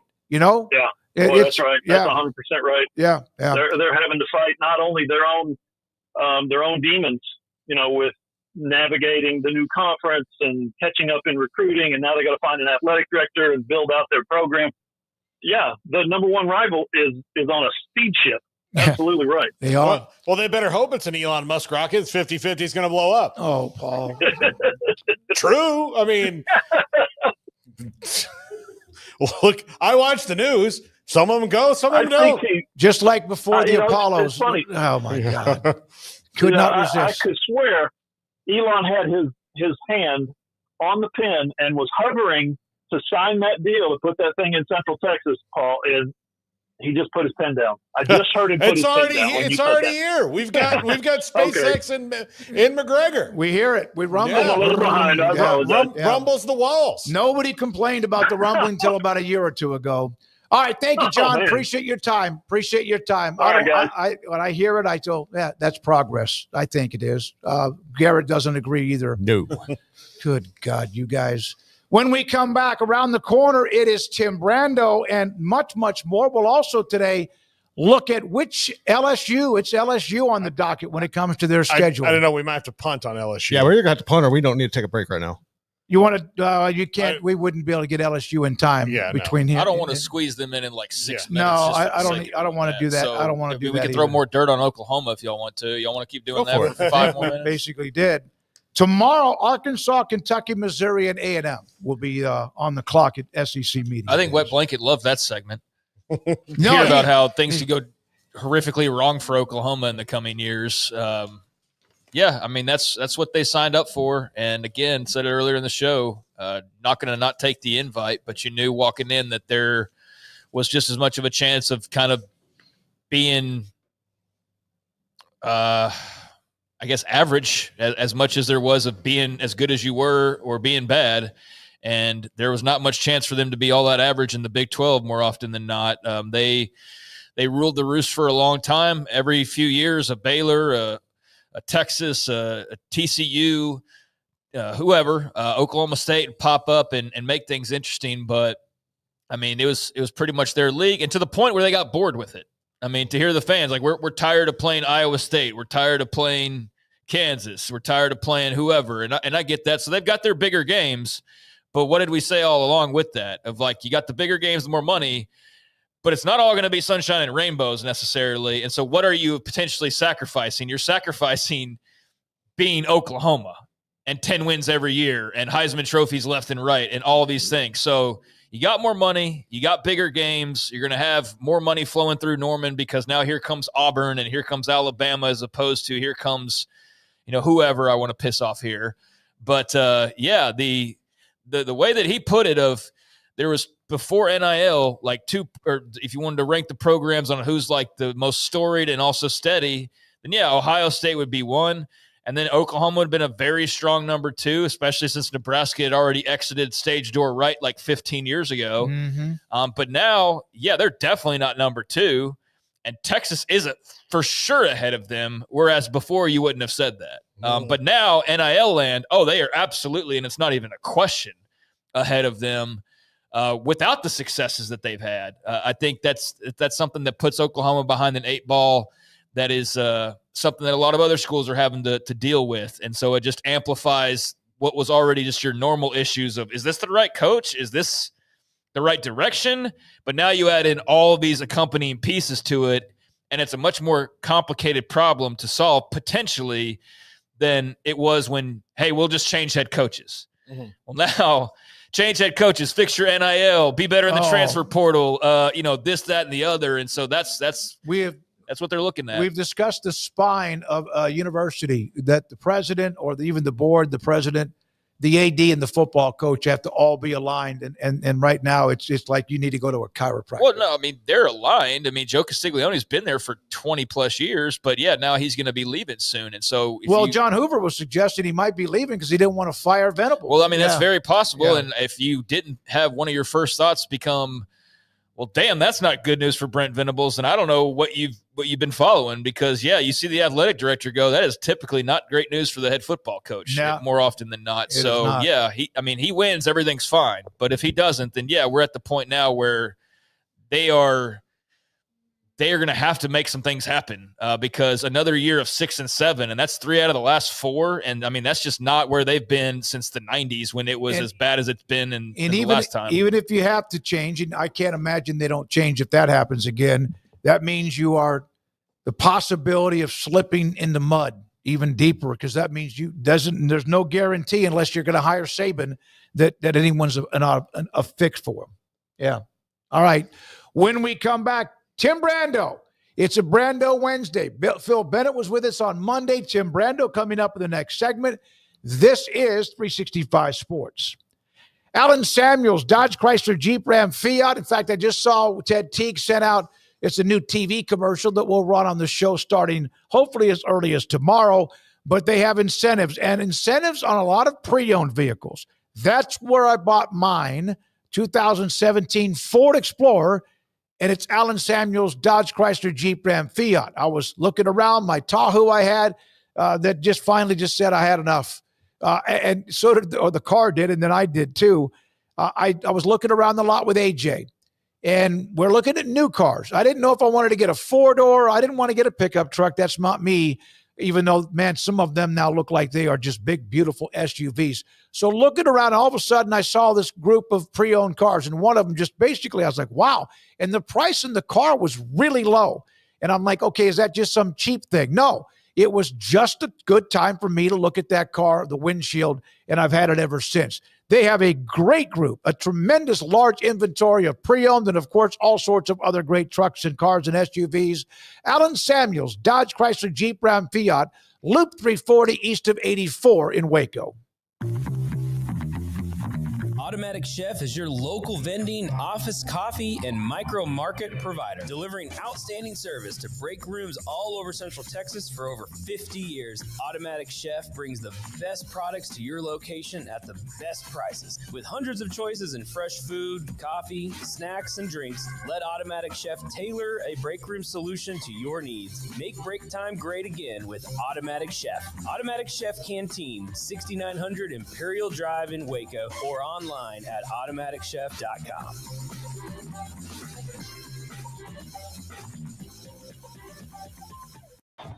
Baylor alumni are more than 160,000 strong. When we all join hands to support our university, we don't just move the needle, we move mountains.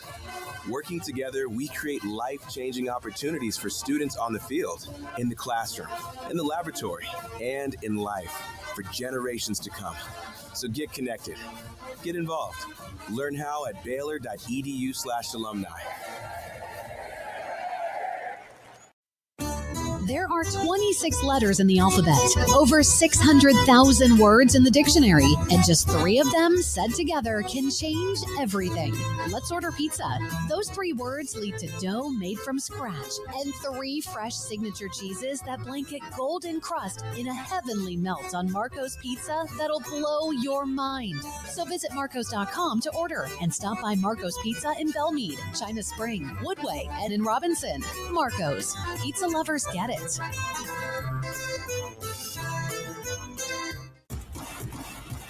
Penny Clinic Men's Healthcare in Woodway is now proud to offer you men an exceptional weight management body sculpting product called semaglutide, also known as Ozempic or Wegovy.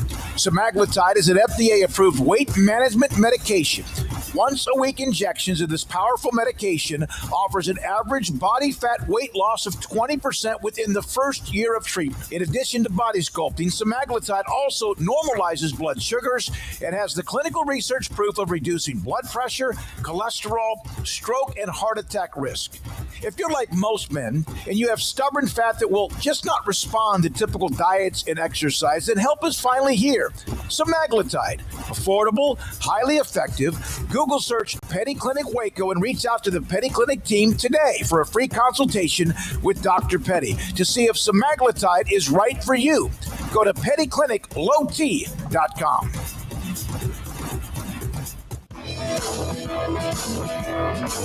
This is 365 Sports.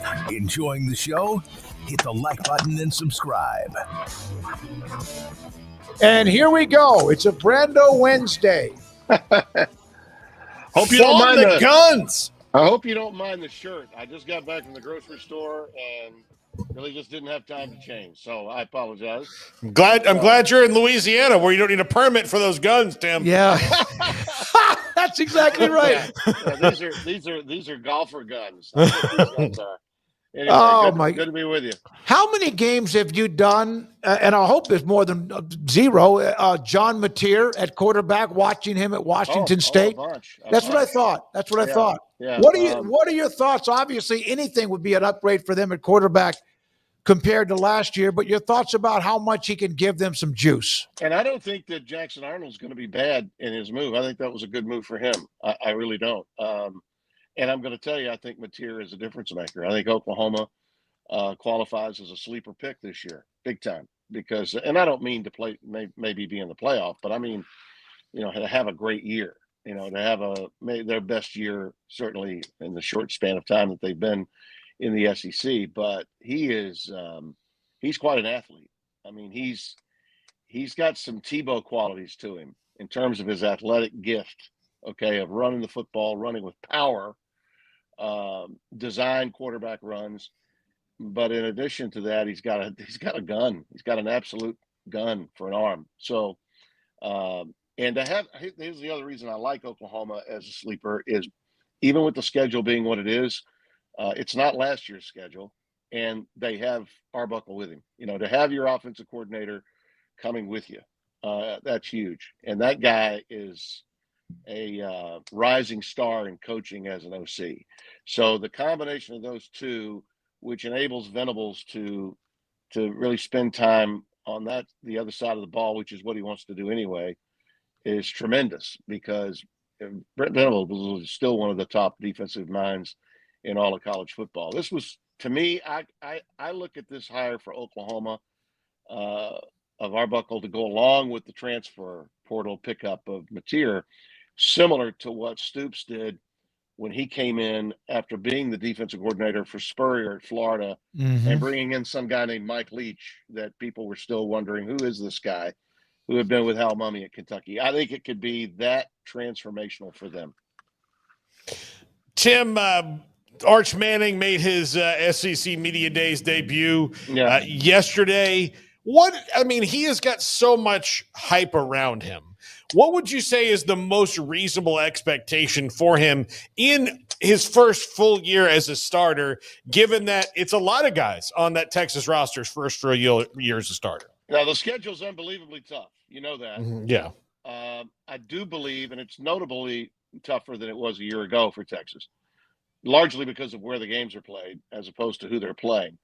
But listen, Arch is more than ready. And if you saw that circus that was taking place in Atlanta, any bits and pieces of it yesterday on SEC Network, it was just, oh my God, it was textbook.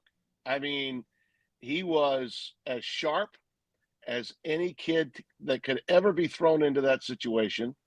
He was extraordinarily pleasant and said absolutely nothing that would be used against him or could be confused as being, possibly somewhat hubris. He's not going to go there. Okay. This is Archie Manning's grandson. It's Peyton and Eli's nephews. And notably it's Cooper. It's Cooper's son. And Coop is as well-versed in having a good time and being jovial. And Arch has those capabilities, those requisite tools within him to be funny. But he didn't even inject too much humor into anything. He just smiled, pleasantly said what needed to be said. I don't think I measured a response from him through the entire interview process. And it went on and on and on. I mean, it was a long get-together with the mass media. I don't think I counted more than 12 seconds in any one response. No more than 12 seconds. So he was speaking in sound bites. Okay, perfect, legitimate sound bites. And he was pleasant, and he said nothing, which is exactly what you want from a guy that's coming in with that kind of reputation already built up. He's perfect for it. If he stays healthy, guys, they're going to be in the college football playoff. I don't buy any of this. And I hesitate to use the term, okay, because it's I'm not going to use the term. I'll just say I'm not going to buy the bad ink that's out there around him saying, well, he's where he is and the expectations are where they are because he's a Manning. I'm not going to buy into that. I've seen enough to know. And yeah, full disclosure, I've known the young man for quite a while. I know his mom and his dad very well. And he's a guy that will win you a national championship. I'm not saying it will happen this year. Probably won't. But I think he will win them a national championship. And he's going to get them, I think, to the playoff this year. I do believe they're a playoff team again.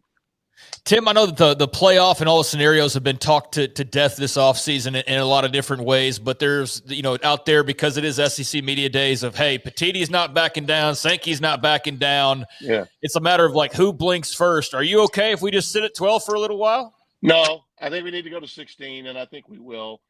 And one of the reasons why, the man behind the curtain, right? The guy I was talking to you guys about last time, Tony Petitti. He's not the bad man that some in the South that are writing about the college football playoff would indicate. He's not. He's actually he's a smart guy, and he's smart to limit his access, because Sankey doesn't. He'll stop in the middle of anywhere. And he threw a shot at your market as opening press conference. Yeah, opening press conference. Yeah, he'll hold a press conference anytime, anywhere. He's got no problem with it whatsoever. And by the way, I'm fine with that too. I made a decision. I'm going to do it. I'm going to send him an email. I've not corresponded with him in a while, but we know each other well. And when I got on his case a couple of years ago, very openly, we talked to you guys about it, when he gave that pablum to Paul Feinbaum about why they were going to stay at 8 after he had indicated to everyone they were going to 9. I got on him pretty good. And it was at that point, shortly before that, I was made aware that he was seeing to it that Paul could not have me on as a guest anymore. So I don't care that I love Paul and we're friends, but I go back to this because I think that sometimes when I got emotional talking about what was really bothering me about college football, I think he took it as a personal affront. And that's not what it was. I just get sometimes really passionate. And I had a similar conversation, and I wrote an email to Bill Hancock upon his leaving as executive director of the BCS and of the CFP. Bill kind of got it. He's a very humble guy, and I did look bad sometimes when I got on his case. And I think maybe Greg took it more personally than Bill did. So I'm going to send him an email because I'd love to reestablish, conversational, relationships with a guy like Greg. I don't doubt for 1 minute that he's got the best interests of college football at heart. But on this particular issue, the 4-4-2-2 thing versus 5-11, I don't see Tony Petitti budging. I really don't. And maybe, just maybe, this news that President Trump is going to get involved and maybe issue an executive order for the short term. Maybe this is President Trump's way of getting these two guys together so that they can find, a happy medium there between now and 20. But they've got time. Remember, we're talking about a story that really won't exist until this time next year, not now. We've got 12 months to work with. So I'm all for Petitti and Greg having control. They've earned that. Their leagues have earned it. The contract that Yormark and Phillips and all the other commissioners of the group of 5, they all agreed to sign, has those two in control. So I've got no problem with those two guys in control. But I think that the media playing this out to be one versus the other all the time, I think that's a smokescreen. I think the two have a good relationship. I think Tony knows that Greg is more comfortable than he is talking, so he'll let him talk. Now, does that mean he wasn't surprised when he heard the 5-11 thing in Destin? Petitti might have been surprised, and maybe this is his way of putting the onus back on the SEC commissioner. I suspect that it is. But I do think that once everyone on your show and everyone on every other web show that's out there stops talking, these two guys are on the phone laughing about how they've got everyone in a tizzy over the college football playoff going to 16, which is exactly what they want to do. So I think in the end, they're taking us for a little bit of a joyride, if you will. In fact, Sankey said, I believe, on Monday that he and Petitti had talked 4 of the 5 days last week. Yeah. Oh, God, yes. And those conversations, Smoak, those conversations go on all the time, okay? Executives in television talk to one another all the time, and that's where Petitti came from. And obviously commissioners they deal with television entities. Greg got smart with it when he was dealing with Mike Slive, watching the negotiations for the SEC contract, and then ultimately getting together with ESPN and putting together the SEC network. And so they love taking us for these little joyrides. Well, as I love to use, behind the curtain, other conversations are taking place. Yeah, they don't mind people thinking that they're at odds when in fact they're actually doing quite well with one another. And I suspect that somewhere in the middle of my thesis here on all of this, I think I'm right. I've been around long enough to feel like I know what I'm talking about. And you might be right, but I kind of like it with those two big 800-pound gorillas. At least I'd like to see them fight a little bit. I think those two guys, rather than always like sitting on somebody and saying, "Hey, we're the two 800-pound gorillas." Yeah, that's the old journalist in you, right? That's the grizzled veteran journalist, albeit electronic journalist that you are. I absolutely understand. I've said this many times, Smoak. I don't get as upset now, and I know people love it when I do. You guys do as well. But I don't get as upset now because I know from a big picture standpoint, it's great to keep the fans interested if they're interested in it. I just don't know that they are. I think that when we get together in about another month and we're breaking down that Auburn Baylor game that's going to start the season there in Waco, and I'm getting ready for my start up to my season, I think the fans want us to get there right now. I think they're tired of this. But it's a story that won't go away because so many parties are interested in it. And clearly the president of the United States is interested in it. And going way back to pre-election, I think I said to you guys, if the Republicans get control of the House, the Senate, and the executive branch, we're going to see some big time stuff that's really going to aid and abet the emergence of an expansive playoff. And I do think that that's coming true. It's just taking a little while. Everything in Washington, D.C. takes a little while. Tim, well, that's why this news about an executive order, I think there's a possibility of it, Paul. I think there's a very good possibility. He could step in right now, President Trump. Now's not the time because there are a few other things that are more important nationally and internationally for him. But he could step in anytime within the next 12 months before we get to D-Day, which is prior to the 26 season, not the 25 season, and say, here's what I'm going to invoke. All right, we're gonna fix this to the extent that we can, and we'll start with an executive order that will make sure that players, from a verbiage standpoint, are not employees, okay, of the schools. Yes, they're going to be paid through the revenue sharing what they're going to be paid. Here's how we're going to fashion this, and we're going to put guardrails up on this so-called unlimited free agency that exists because of NIL. And he can, with some help, and I do believe he's genuinely interested in college football. This president is genuinely interested in college football, and it's going to force the actions, really, of those that are close to him, that are in Congress, Cruz, Tuberville, to name a couple. There are a few others. And obviously the guy that's got all the money that he mentioned in the council that's financing the Texas Tech program. And by the way, I love that interview you guys had with Joey the other day. I caught it. It was outstanding. Thank you. Those guys can get something done between now and the start of next season. This time next year is going to be when everything's blowing up. Everything's breaking. I'm telling you, it's going to be a really exciting time. We had Cody Campbell on as well right after that, Tim, and he was not what I thought. I like you hear billionaire, and this is like, to me in my mind, this is just like, all right, well, Alexander wept because there's no more worlds to conquer. I'm going to put all my money into Texas Tech because that's a place I love and it brings me joy. That's all I thought.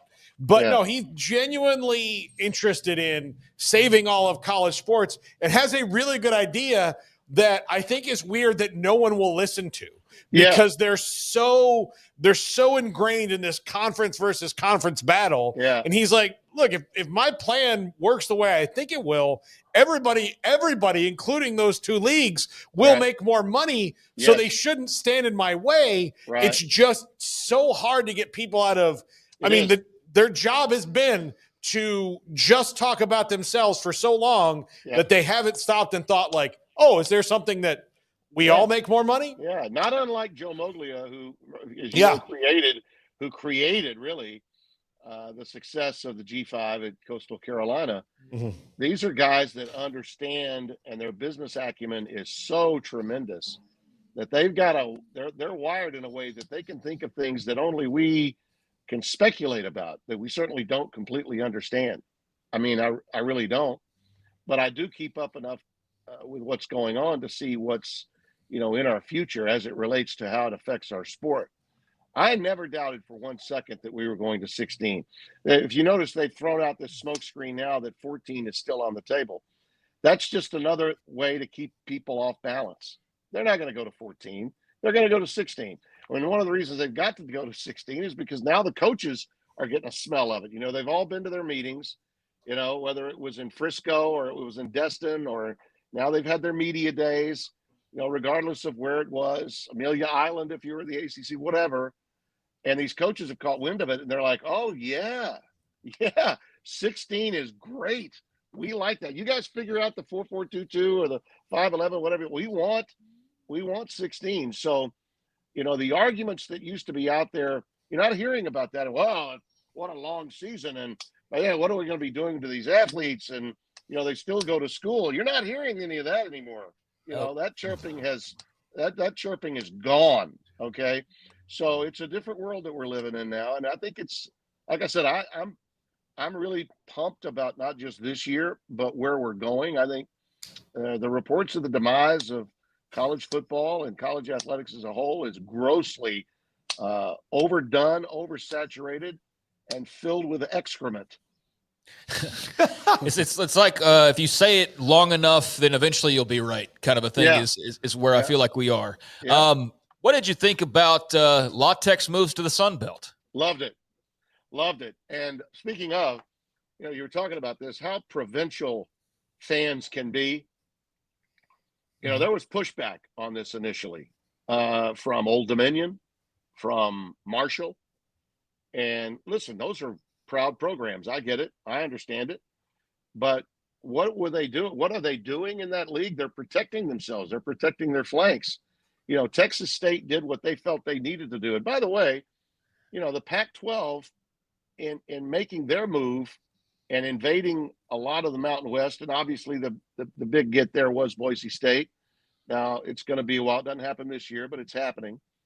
The Mountain West has produced, through the help of Boise State, teams that are capable of playing against the big boys and being college football playoff material.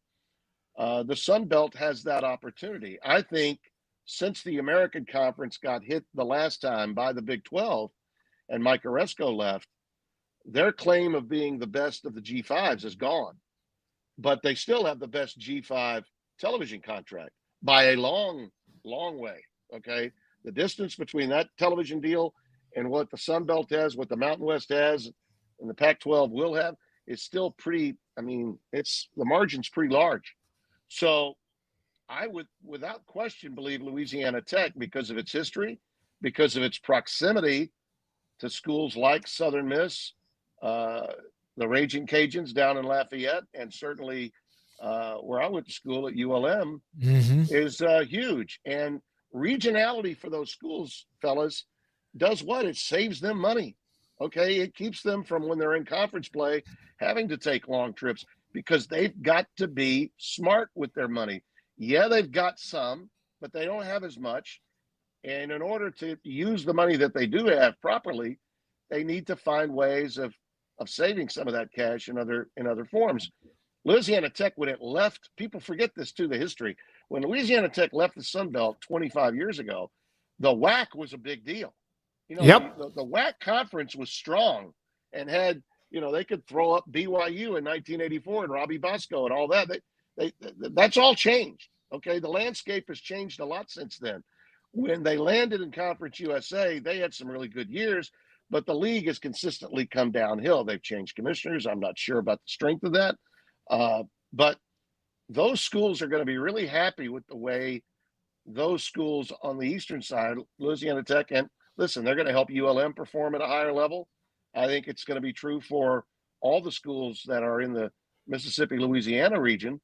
And when you have 14 teams, and that's what they're going to have now in the Sun Belt, you become stronger because you're larger. Your footprint geographically is larger. We're not talking about necessarily television households, because television is not driving the bus of G5 schools. What they want is more genuine interest and a footprint that's larger, so they can say, we want a league that was 14 strong, and we can lay claim to what some of those schools have done in the past. Coastal Carolina is another one that falls into that category as a result. And I know there were at times during the early part of the negotiations some concerns from them. I think it's a great move for Louisiana Tech. I think it's only going to help them, and I think it's going to help the rest of the membership. Yeah, we had a young man, Ben Carlisle, who covers them on earlier today to just kind of discuss the history there. I know about it too. Yeah. With the great names that have been there. So I have to ask you this. I'm sure you were doing a game. This is random, but bringing up UL Monroe, you brought them up. That's your alma mater. Where were you? What game were you doing, or where were you on the night when they beat Saban in 2007? Were you distracted with the broadcast? I'll tell you where I knew. I'm going to tell you about that one, but I'm also going to tell you about the one against Arkansas. Remember when ULM beat Arkansas very early in the year? My daughter was in school at Ole Miss, and we had just watched Houston Nutt lose his opener to Jacksonville State. Jacksonville State had come into Ole Miss and won. And my daughter was in Ole Miss, and I get a call from the president of the university on my cell phone at the time. Bruno was his name, and he called me up from the guy that was his color analyst was a guy named Bruce Hanks, former athletic director at ULM. And Bruce is screaming and yelling, Brando, we got Bruce. Bruce played high school football at Neville High School with Charlie Brown and Monroe, a legend. And Bruce was a little scat back in 1971 when I was 14 years old, calling my first high school football on the radio. Now, how about that? Wow. I'm getting this call from him. That was when they beat Arkansas. But when they beat when they beat Alabama, that was CBS, and we were literally at Ben Benson's Steakhouse on West 52nd between 6th and 7th. And let's just say Brando bought the round for Tony Barnhart, Spencer Tillman, and Archie Manning at that That's point. awesome. That's awesome. That's where I was, because that happened in his first year at Alabama. It was like, he never got over that one. The loss that he had at LSU was against UAB. He had a hard time getting over that one. Saban will never, ever get over the loss to ULM. And, of course, whenever I'm with him, I smile. You always remind, you remind him of it too.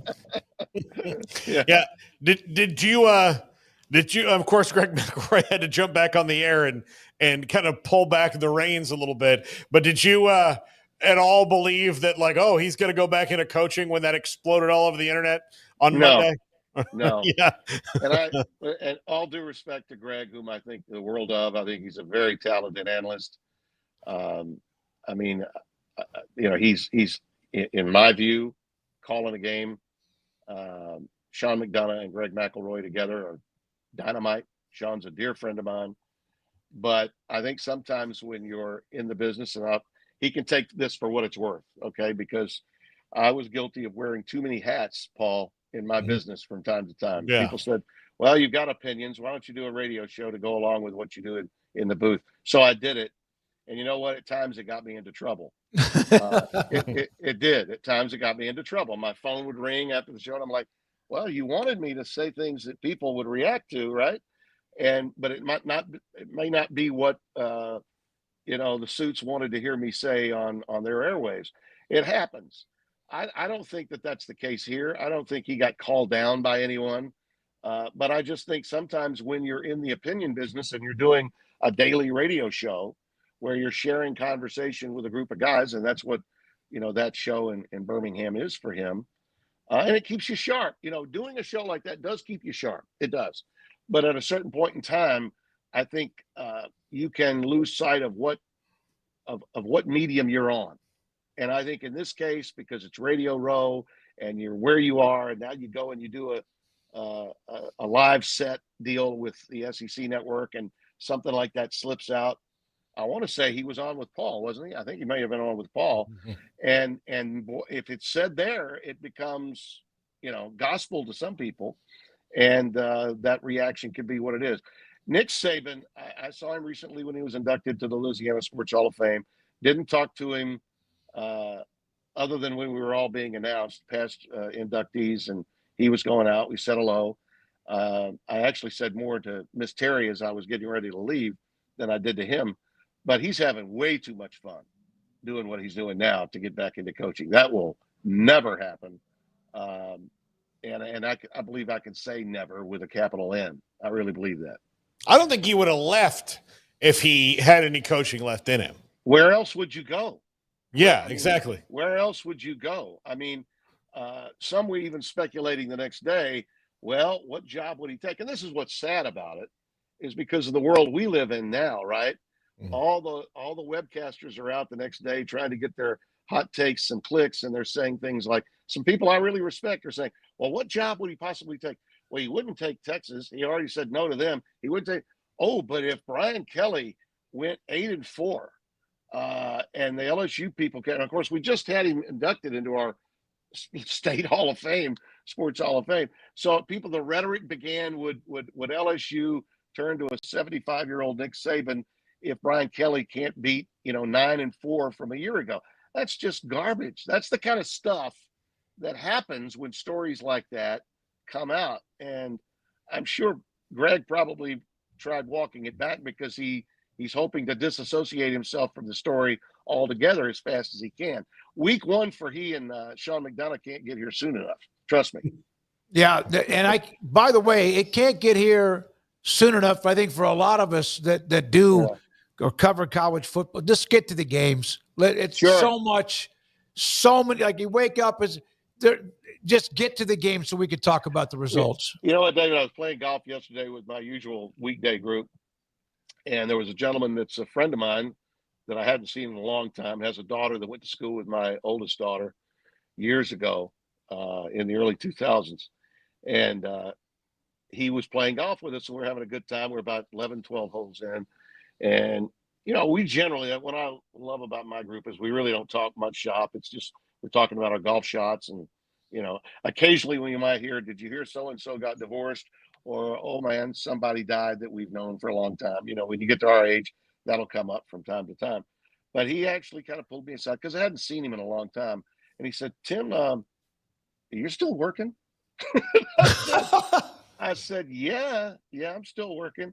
And he said, man, I'm sorry. I said, listen, don't worry about it. Don't apologize. I run into people at the airport all the time that think that when I left CBS, I retired. I'm starting my 12th year at Fox. Fans, we all live in our own little world, our own isolated world. And especially as we get older, we're into our mid 60s or so. We're not college football fans are loyal fans to their teams. It's tribal. It's not like the NFL or the NBA or Major League Baseball fans who feel that there's a need to know something about the other teams in the league. Well, when you've got over 150 or so teams, and in college basketball, 336 or whatever the number is, people are not going to be switching around watching a lot of different games. Now, probably 10 to 20% of the people you and I talk to are that way, and they're going to keep up with everything. But most people just keep up with what's going on in their own little world. So it's very easy for them when somebody says something like, did you hear what Greg McElroy said about Nick Saban? All of a sudden, it just proliferates, and all of a sudden it becomes larger than life. And we've got a story that was a non-story that everyone's talking about on a lazy July afternoon and evening. And that's sort of what happens. So we're not as important as we might think we are at a given time. We're really not. And sometimes it's good to be with your hometown folks that really don't care where you've been or really don't know what you've been doing, even though you do care. Okay. And little doses of humility that come my way have helped ground me in my so-called twilight of my career. I love technology, and I learn about it every day because I'm not very smart about it, but I've learned to try to keep up. But remember the days when there was just the newspaper. Oh, yeah. And how much of a lot of what we discuss, or a lot of like what flares up every day, 2 or 3 times a day, it was never like that because it was the newspaper. Right. Well, newspapers had managing editors. Newspapers had managing editors. Okay. And we don't have that, in today's get rich quick, internet world that we're a part of. That's just the way it is. And getting it first is not always getting it right. We've gone through that before. Mm-hmm. But as I said before, we are paid to speculate. We are paid to give opinions. And, I have no problem with Greg, saying to somebody in jest that he's talking with, maybe that's involved in football. I've got no problem with him suggesting that it might happen. And it may well happen in his world. If it did, he could take all this credit for it. But when you're on national television and when you're in that world where you're on linear television, you're not on your radio show in Birmingham, Alabama, things are going to be taken a little more directly, and you're going to be associated with that. God bless Beano Cook, but until the day he died, he couldn't live down saying Ron Paulus was going to win the Heisman Trophy. Yeah, not one, but 3. And in 2 years, 5 years, 10 years, when Nick Saban is long gone, people will remind Greg of, Saban's going to coach again, huh? Yeah, that's exactly right. So that's why I'm sure he wants the season to start real soon. And I know he and Sean are going to have a great one because he's damn good at what he does. I'm a big Greg McElroy fan as it goes, as sports broadcasting goes and calling college football games. You have never looked more relaxed with that shirt on, my friend. Appreciate it. Enjoy the rest of your day. We appreciate your time as always. Time for me to go outside and dump some Miracle Grow for the wife. There you go. There you go. That's Tim Brando, Fox Sports, with us today on 365 Sports. Appreciate the comments from you. The questions that we got to a couple of them with Tim Brando, who gives us a good 30 minutes or more when he joins us on the show. Coming up around the corner, our good friend, Rob Bolton. The Open Championship starts tomorrow. I saw some of the tee times. Like I saw maybe it was Rory's at like 10 o'clock Eastern or whatever, but some of them are like at 1:44 a.m. And it's one of the tournaments. I used to do this with other sports. I'd get up early and perhaps watch Wimbledon. Sometimes they play the certain matches at a time where you get the American television audience. The British Open, they have their tee times. Some tee times are set up so that, they can be seen by even us wherever you might be. But we'll have that starts tomorrow, 10 o'clock with McElroy, among others, and we'll have our picks, Rob Bolton, Paul Catalina, and me. We're down to 3 of us. Yeah, I'm not coming out of retirement. I just don't have the desire to come out of retirement. You Elway'd. Yeah, I went out as Super Bowl champion, so I'm not coming back to do that. By the way, I did want to ask, this was maybe more for off the radar, but I don't know if you know the YouTube golfer Grant Horvat. He's got a pretty popular channel that's got like 1 million+ subscribers and thousands and thousands and thousands of views. And he's a pretty good golfer, and there's a big YouTube. I mean, YouTube anything's got a huge market, but he got an invitation to play at the Barracuda Championship on the PGA Tour. Yep. And he declined it because they wouldn't allow him to film like the entire thing. And there's this big to-do about like what a dumb thing that was to do, and like how not everything has to be for hits and money all the time. It's like, dude, you get a chance to play in the PGA Tour. And then there's the other side. Like, and I really do feel for the I know I sound old man here, the younger generation of like everything's transactional. Like every little thing's got to have money attached to it. I think that sucks for you guys, but you don't know any different. So, oh well. But he's like, well, I can't film. So what good does it do me? It's like, to play in the PGA is what some people are saying. Some people think he's scared, although he's played in like amateur and finished top 20-ish or whatever. But yeah, they gave him an opportunity to play on the PGA Tour, and he turned it down because they won't let him film the entire thing. Bryson DeChambeau makes a bunch of money playing golf, makes a lot more money. Well, of course, he's on Live Tour, so he makes a ton of it. But he makes a ton on YouTube. Sure. And I love watching him. And so it's disappointing that guy turned it down. But if you do that, then Bryson DeChambeau is going to go, I want to film all my rounds, and I'm posting to my YouTube channel. And the PGA partners are going, we paid millions of dollars to air the content of this tournament. But I do understand a little bit on his end of, well, I got this sponsor exemption to do this, but they only gave me this because of this YouTube channel. So they're kind of using me a little bit. But even still, like, I think they're using each other if they were to go through with it beneficially. You could also just make a deal with them for some highlight rights. Or they could have them follow you around. You share the video and you throw it up on your channel. Your channel has millions of people. You would have still done really well. But it's just interesting to see the discourse, and I think there was like an age gap, or at least a gap in those who do look at everything as like there better be money attached to it. There's no benefit otherwise. It's not going to help me that much versus like, dude, it's an opportunity to play on the PGA Tour.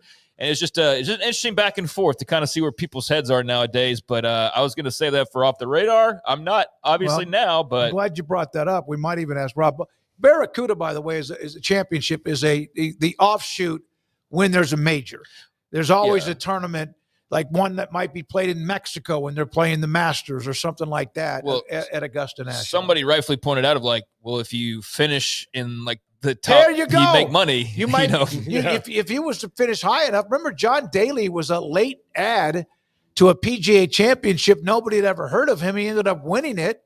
He was like a Monday qualifier, or he got an alternate spot, and he won the damn PGA championship. Look at all the money that he's won over the years for what he does as much off the golf course as he does on it, or when he's selling stuff at Hooters. Isn't he? He's the one that still does that at the Masters. Mm-hmm. When we come back, we'll have Rob Bolton and the Open Championship, and then top 5 poll results and more. If you haven't subscribed, please do to 365 Sports. Getting an MRI can be time-consuming.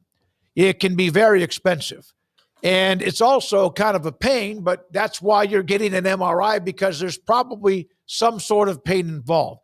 Your regular doctor, family doctor, orthopedic surgeon, somebody has said they want a better look at why you continue to have lower back pain, why your lower back pain is creating issues in your legs, why your knee is sore, maybe bumpy, and also maybe flamed up a little bit. And, well, maybe it's a ligament. Something's happened there. Or your neck, whatever it might be. An MRI gets you evidence to the doctor.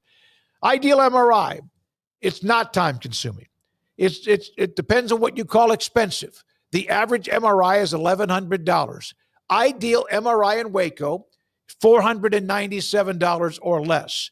Time-consuming, I have been and gotten an MRI out of town back in the day and had to wait like 50 minutes to an hour and a half waiting for the MRI machine to be available. A huge group of people waiting as well. I was pissed. Ideal MRI, I have never waited more than 10 or 15 minutes. If I did, it was probably my fault. They have it. Dr. Rob Maxey and his staff and partners have done an incredible job to give you what you need, evidence on what hurts you, and secondly, helping you with your budget at $497 or less every single time at idealmri.com. In our logo and advertising, we say we are people that you can count on. What does that mean? It starts with providing a quality vehicle and quality service at a fair price. But it also means we do what we say we will do, and we treat people fairly with respect. It starts by hiring great people, good local folks who work hard with a caring attitude. Our employees are the real reason we are people that you can count on. Put us to the test and see for yourself that at Richard Carr Motors, we are people you can count on. Parenting is full of surprises. You never know what to expect. So after our son was born, I called my Texas Farm Bureau insurance agent to set up a life insurance policy in case something happened to me. Sawyer is now 2. And we'll soon have a sister. There's no one else I would trust with protecting my family. Stop by and see our agents at one of our 3 McLennan County locations. Coverage and discounts are subject to qualifications and policy terms and may vary by situation. Developed by Startup Waco, a nonprofit organization, GXG is a program designed to support the entrepreneurial development of Baylor University student-athletes through NIL activations. The program helps student-athletes maximize their platforms and offers a comprehensive support system for them to create and grow new businesses that not only benefit themselves, but also uplift the local economy.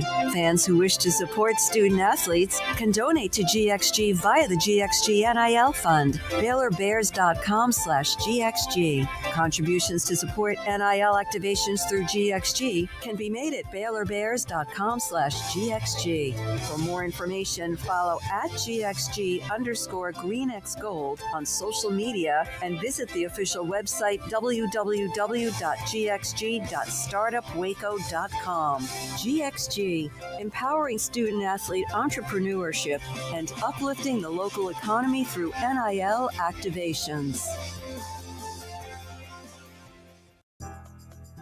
Riverbend Liquor and Wine now has 2 locations to serve you. The original on Lakeshore Drive at North 19th Street and the brand new spot in downtown Waco at 600 Franklin Avenue. If you're looking for the best in craft beers or local Texas bourbons, then the original is the place to be. And for the latest trends and online phenomenons, head downtown to the Franklin location. Either way, you're going to get the same great variety, customer service, and speedy experience. Check out both locations on their Facebook and Instagram pages, Riverbend Liquor and Wine, Lakeshore Drive at North 19th Street, and now downtown on Franklin Avenue.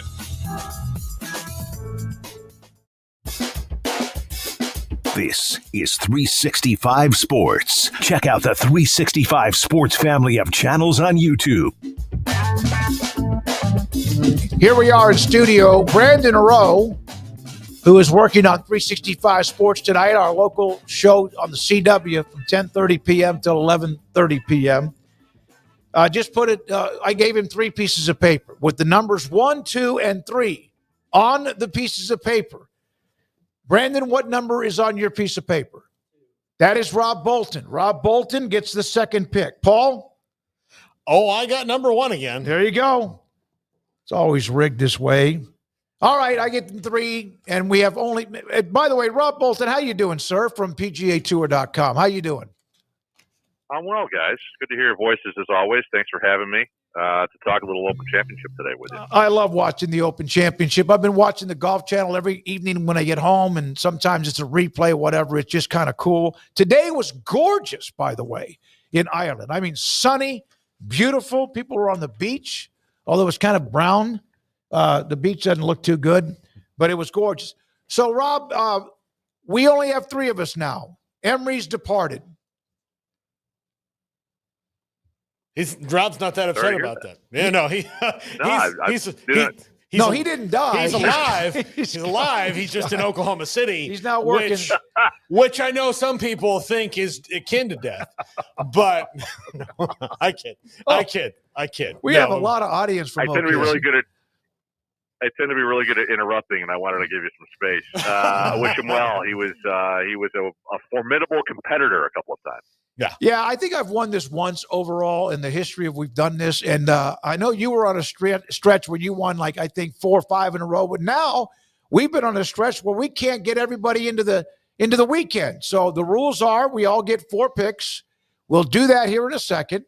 And everybody you have has to play on the weekend, or your team, even if you finish with the first, second, and third place finisher, your team is disqualified. It's the hardest of all of the golf lottery games in the world. And so here we go. And yet, for some reason, I keep accepting your invitation. But here we are. Well, I mean, Rob has the most wins, which he should, because this is what you do. I have to, Yeah, it's not. I mean, right. If we were beating you all the time, we might have to, like, give you a job here because PGA Tour might go, well, hey, after true story. Yep. True story. I was hired in 2010. I was asked to be part of Expert Picks in 2011. I declined. I figured if I'm going to be part of Expert Picks on the website, I need to win every single year and handily. And fortunately, when I joined in 2012, I did win. Finally upset Helen Ross, the legendary writer for the website at the time. But I haven't won every year. I have never won consecutive years. It's difficult. It's fun and it's difficult. But this is this thing, what we do here, is something else. Yeah, it is. Everybody that you have on your team has to make the cut, or your team just basically evaporates. It's a beautiful course. It's a tough course. The rain could be 45, windy and rainy, and it could be 75 and gorgeous. It's what it's all about, playing the Open Championship. Paul has the first pick, and then Rob, and then I'll get picks 3 and 4, and we'll keep reverse order as we get to each round. Now, I know I should pick Rory here.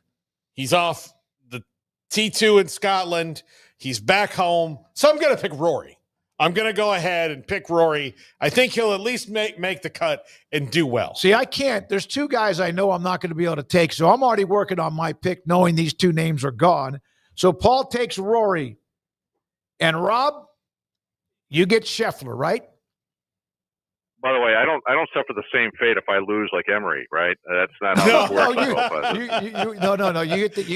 You have to hang around. My God, there's 3 of us left. It's the hardest thing to continue to do. I would, in deference, in honor, in homage to Emery, take Austin Eckroat, but he did not qualify. So I'm going to go ahead and go with Scotty Scheffler here. The first boy, 2 really brain. You guys are both just brilliant at what you do. I will take John Rahm and Bryson DeChambeau. Rob, it's your turn. Yeah, I'm just going to stick to the power rankings here. Go with the guy who won it in 19, Shane Lowry. Yeah, I love that guy. I love watching him play. I love his smile. He's just happy. He can get angry too, but I love watching him play, and he did win it in 19. Paul, you don't like that guy, there's a problem with you. That's exactly right. Paul, you get back-to-back picks. All right, I'm going to take Matt Fitzpatrick and Victor Hovland.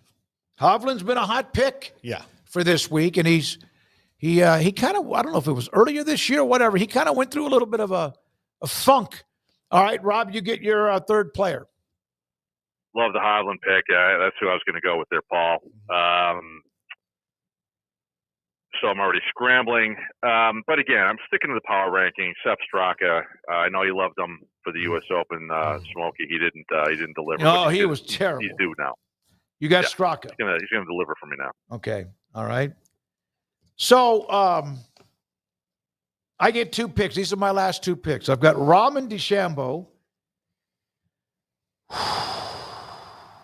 I'm going to take Oberg. Scares me a little bit, but I'm going to take him. And I really want to go with Schauffele, but it just seemed like he hasn't played well, so I'm going to go with the Bulldog and Tommy Fleetwood. Yeah, I mean, Schauffele, remember, for the format, he's made 900 straight cuts, so he's going to be okay there. Yeah. But if you want to compete with the rest of us, which no one did in the last 2 majors, Fleetwood's the same guy, though, in terms of making cuts. So can't go wrong with either of those guys. And Fleetwood in the power rankings, both Schauffele as well. Yeah, I mean, I'm looking at so many other guys, not knowing Emery was not going to be joining us, and was ready to go pretty deep on the page. But because Schauffele's sitting there, and I just need him to make the cut, I mean, he falls right into place. So not my first choice necessarily at this stage, given the curveballs, but he's going to be my pick, Xander Schauffele. Okay, he's a defending champion, correct? Defending champion. Yep. Yes, sir. Yeah. All right. I'll go, since I have no Americans on this team, I'm going to stay with that. And I'm going to go with a man with a rich Scottish brogue in Robert McIntyre. Very good player. Love it. Yeah. Very good player. He's a grinder. He's a grinder. I love his story. He's one of those that probably looks like at the end of each round, not that everybody doesn't sweat, but he's got to replace his shirt, take a shower pretty quickly because he's all over the place. I love watching him play. All right. So it's amazing that 26 going on 50. Yes. Yeah, exactly. So some of the names that weren't picked are Justin Thomas.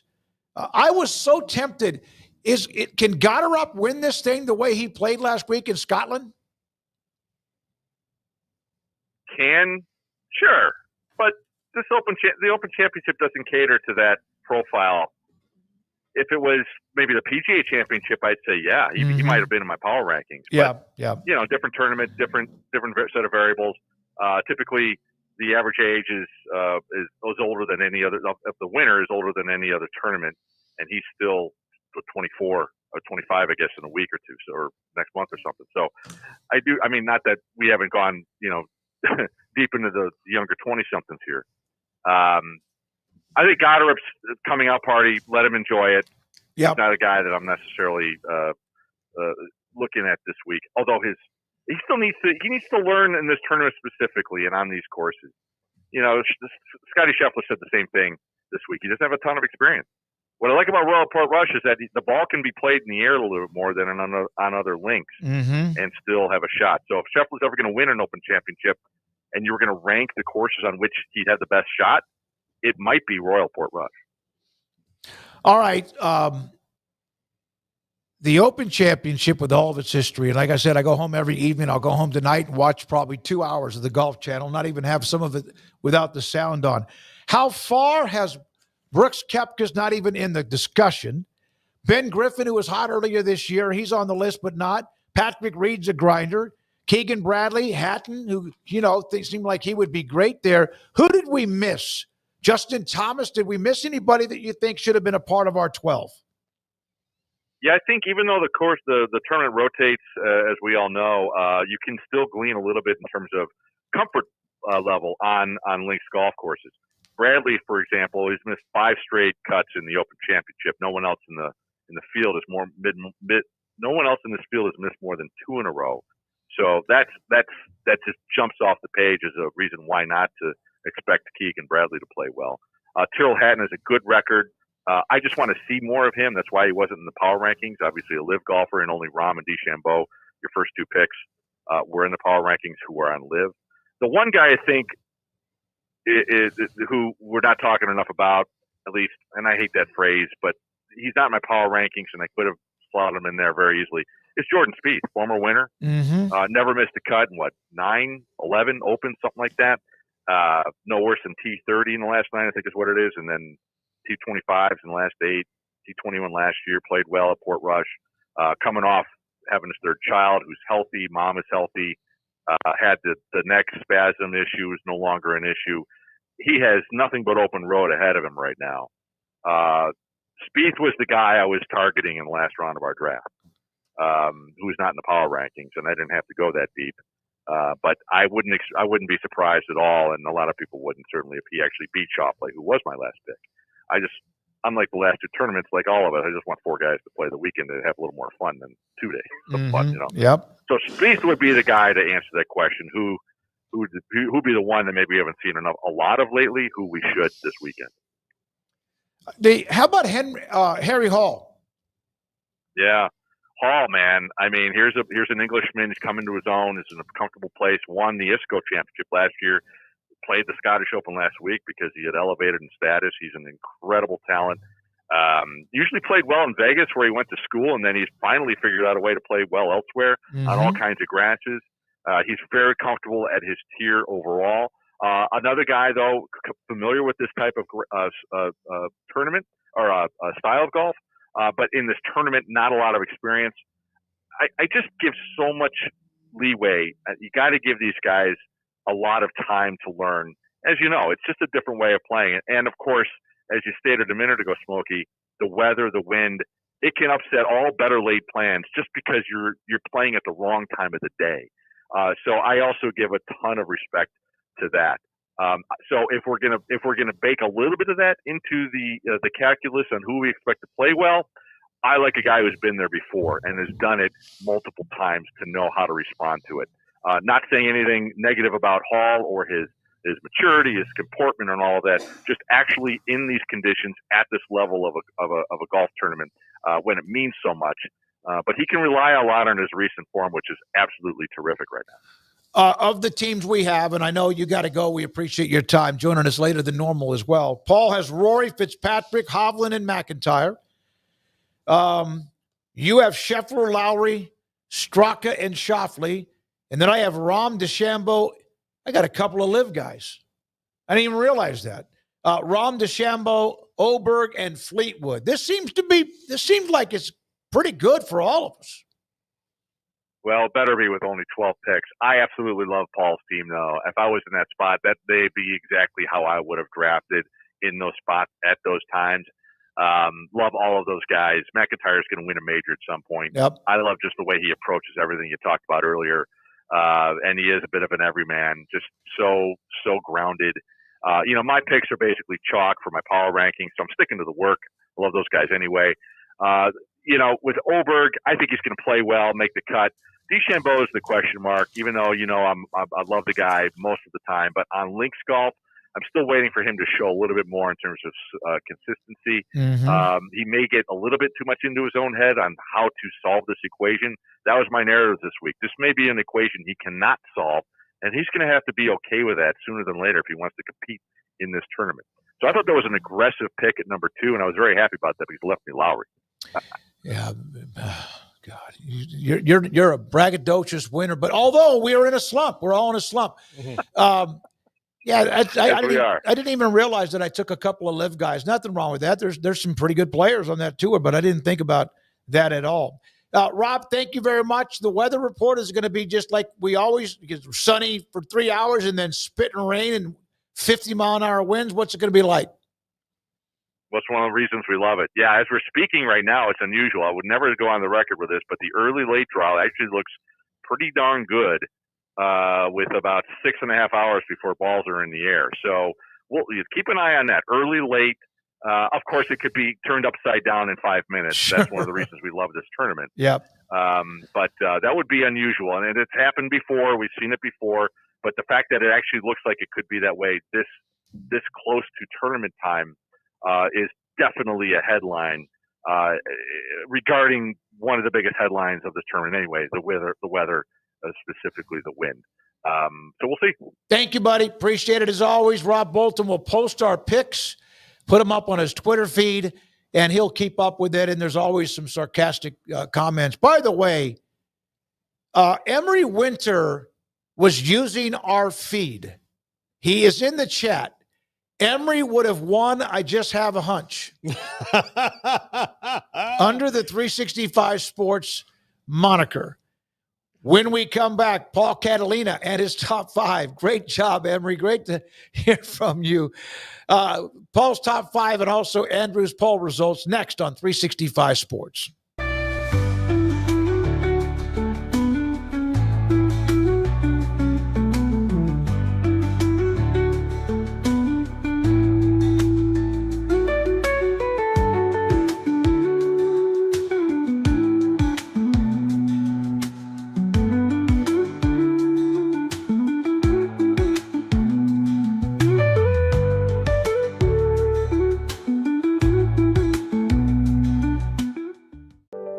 Overwhelmed by your inbox? Clean Email is here to help. Organize, clean, and manage your emails with powerful automation tools. Say goodbye to spam and clutter and enjoy a stress-free inbox. Try Clean Email today at cleanemail.com. That's CLEAN email.com. Founded in 1910, Samsonite is the world leader in durable, high-quality luggage and travel accessories. Made to the highest standards, our products won't let you down. We give you the confidence to get out there and explore. Inspired by the past, devoted to the present, and built to inspire a multi-generational future, Samsonite is here to elevate your journey. Travel with Samsonite and pack confidence every step of the way. Shop now at shop.samsonite.com. Samsonite.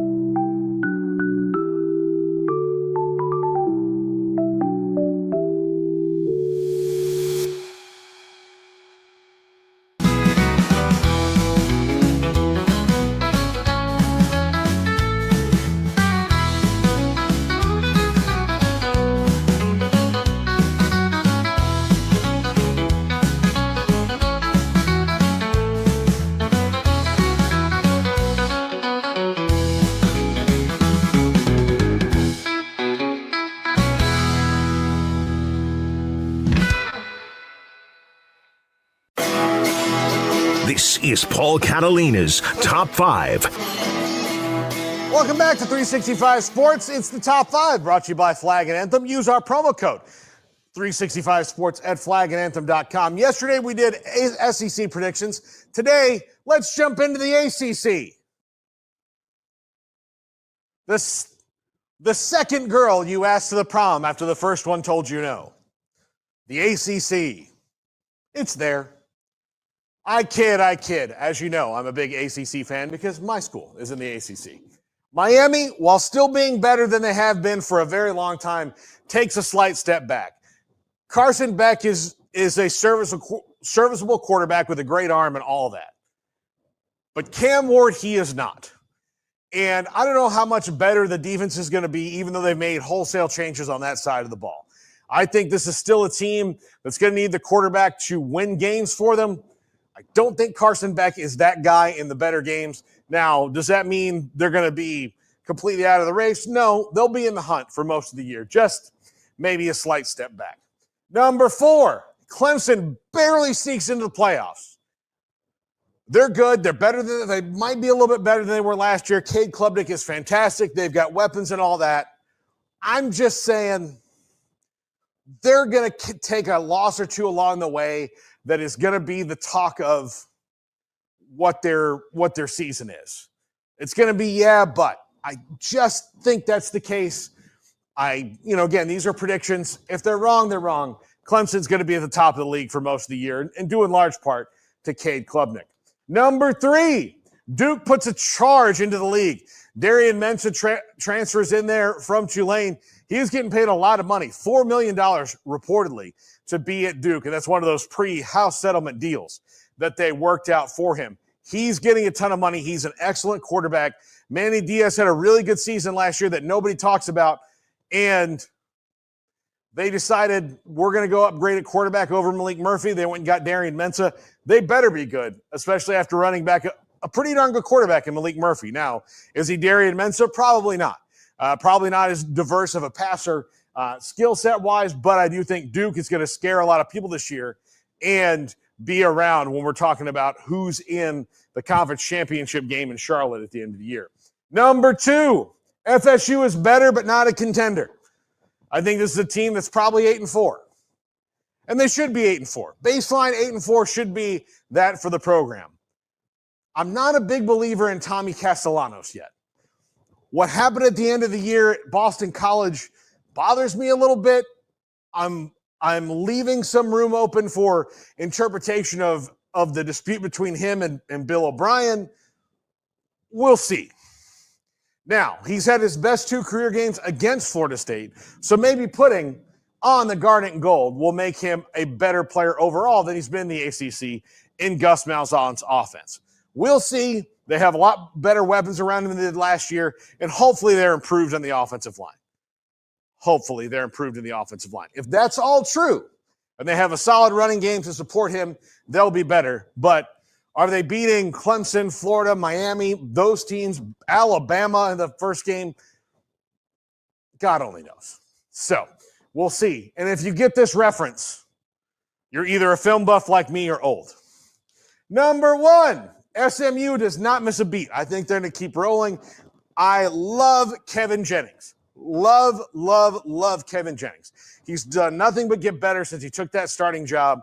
Rhett Lashley is such a fun coach, and SMU has everything they need to be right back where they were last year. Now, look, this is a game in college football. This is about winning the close games.